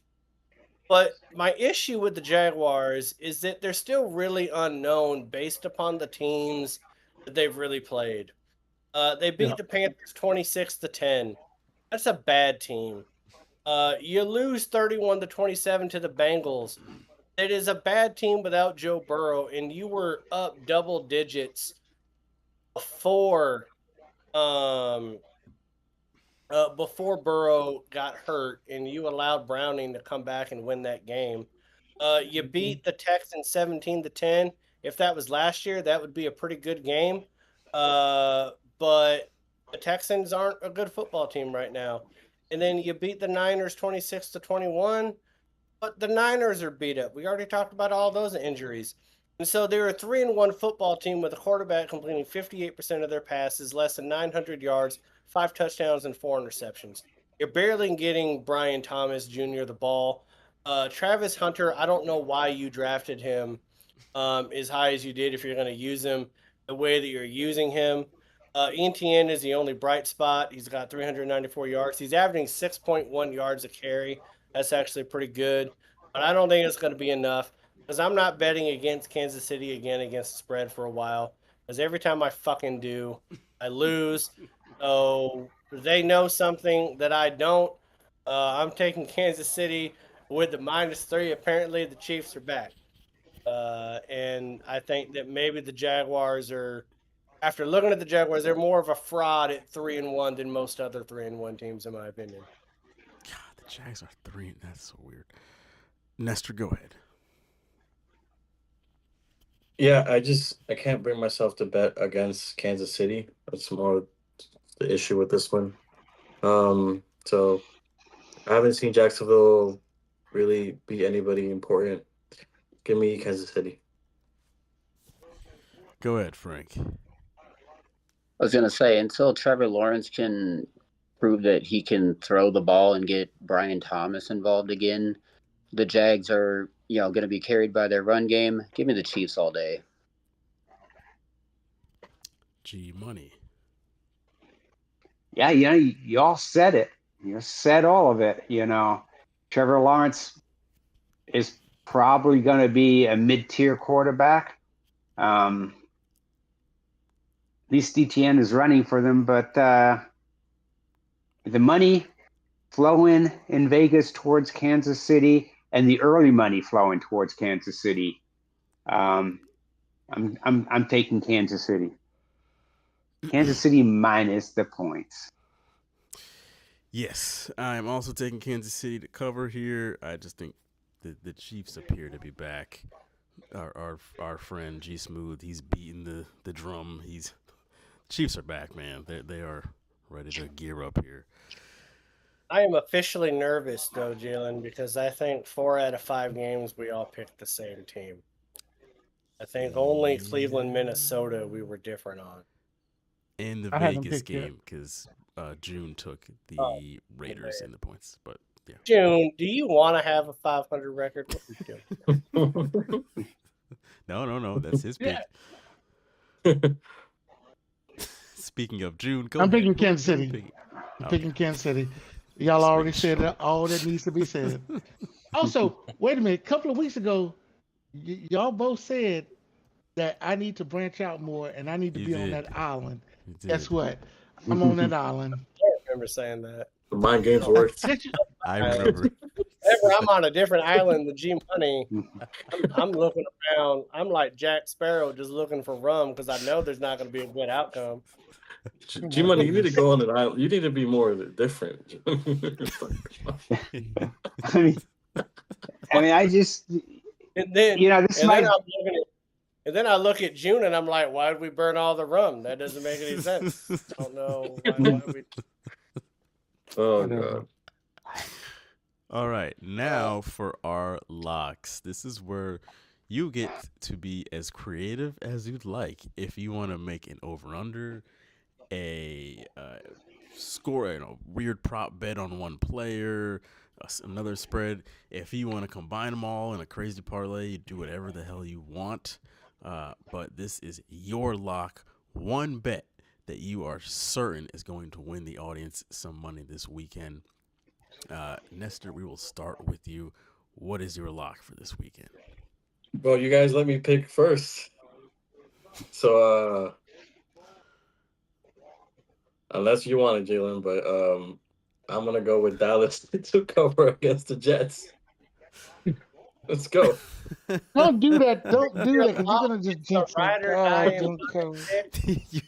that was your lock. Was You the same can't do pick that we all had. You can't do that.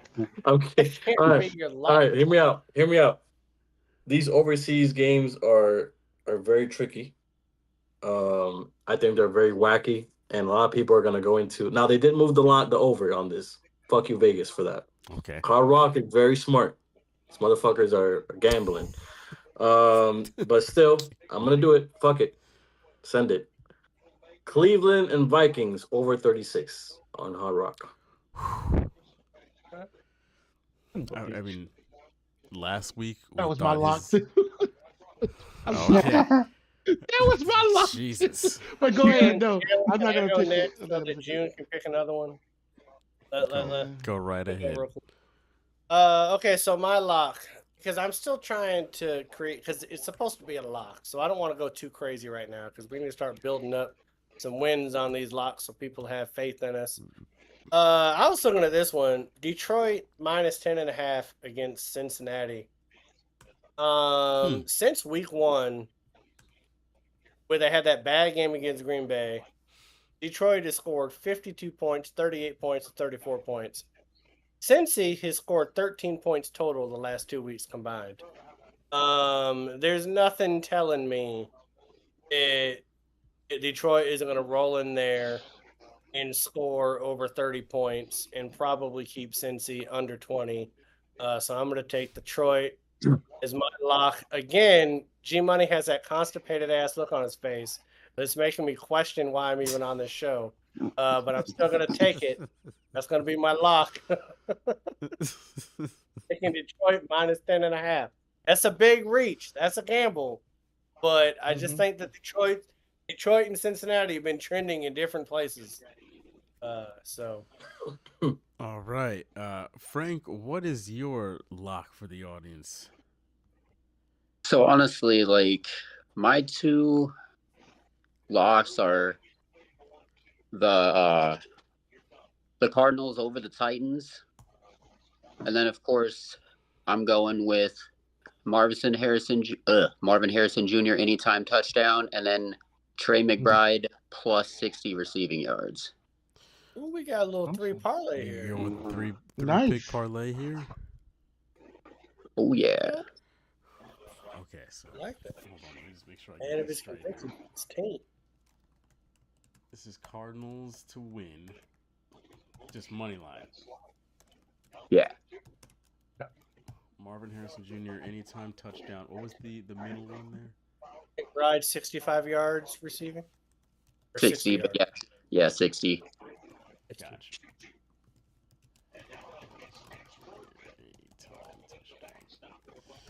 I'd love to see the odds on that. You could probably win some good money on a $20 bet. Cardinal fans, you Mhm. better follow your boy there. G Yep. Money, what have you got for us? So I was checking BetMGM earlier today, and by earlier I mean like 3 hours ago. And Started the show. yeah, I kind of like the plus 110 for the Giants money line. So the Giants versus the Saints. At least 3 hours ago, just over 3 hours ago, they were plus 110 the money line. So give me the Giants the money line. Okay. Can't go wrong. Mine is pretty simple. I'm going with another over under this week because they've been hitting as of late.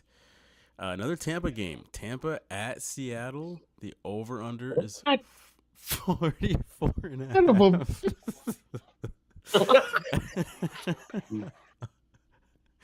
You can take the same one as me, June. It's all right. No, that wouldn't be any fun.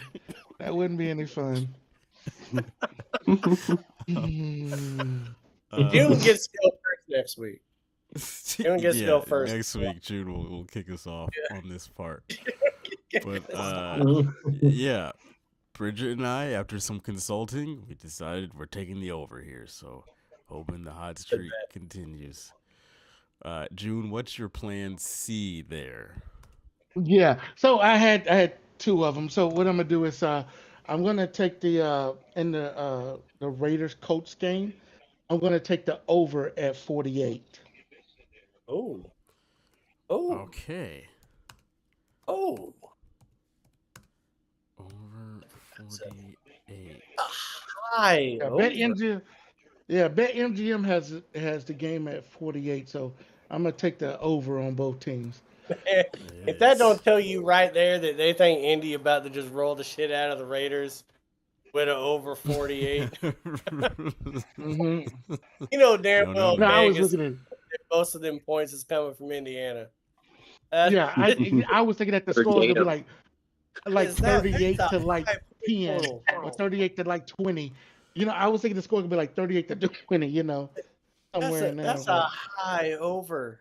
I mean, you said the Seattle Bucks game with two high scoring offenses is only what 44? Yeah, 44 and a half. 44 and a half. Mm-hmm. Wild. Crazy.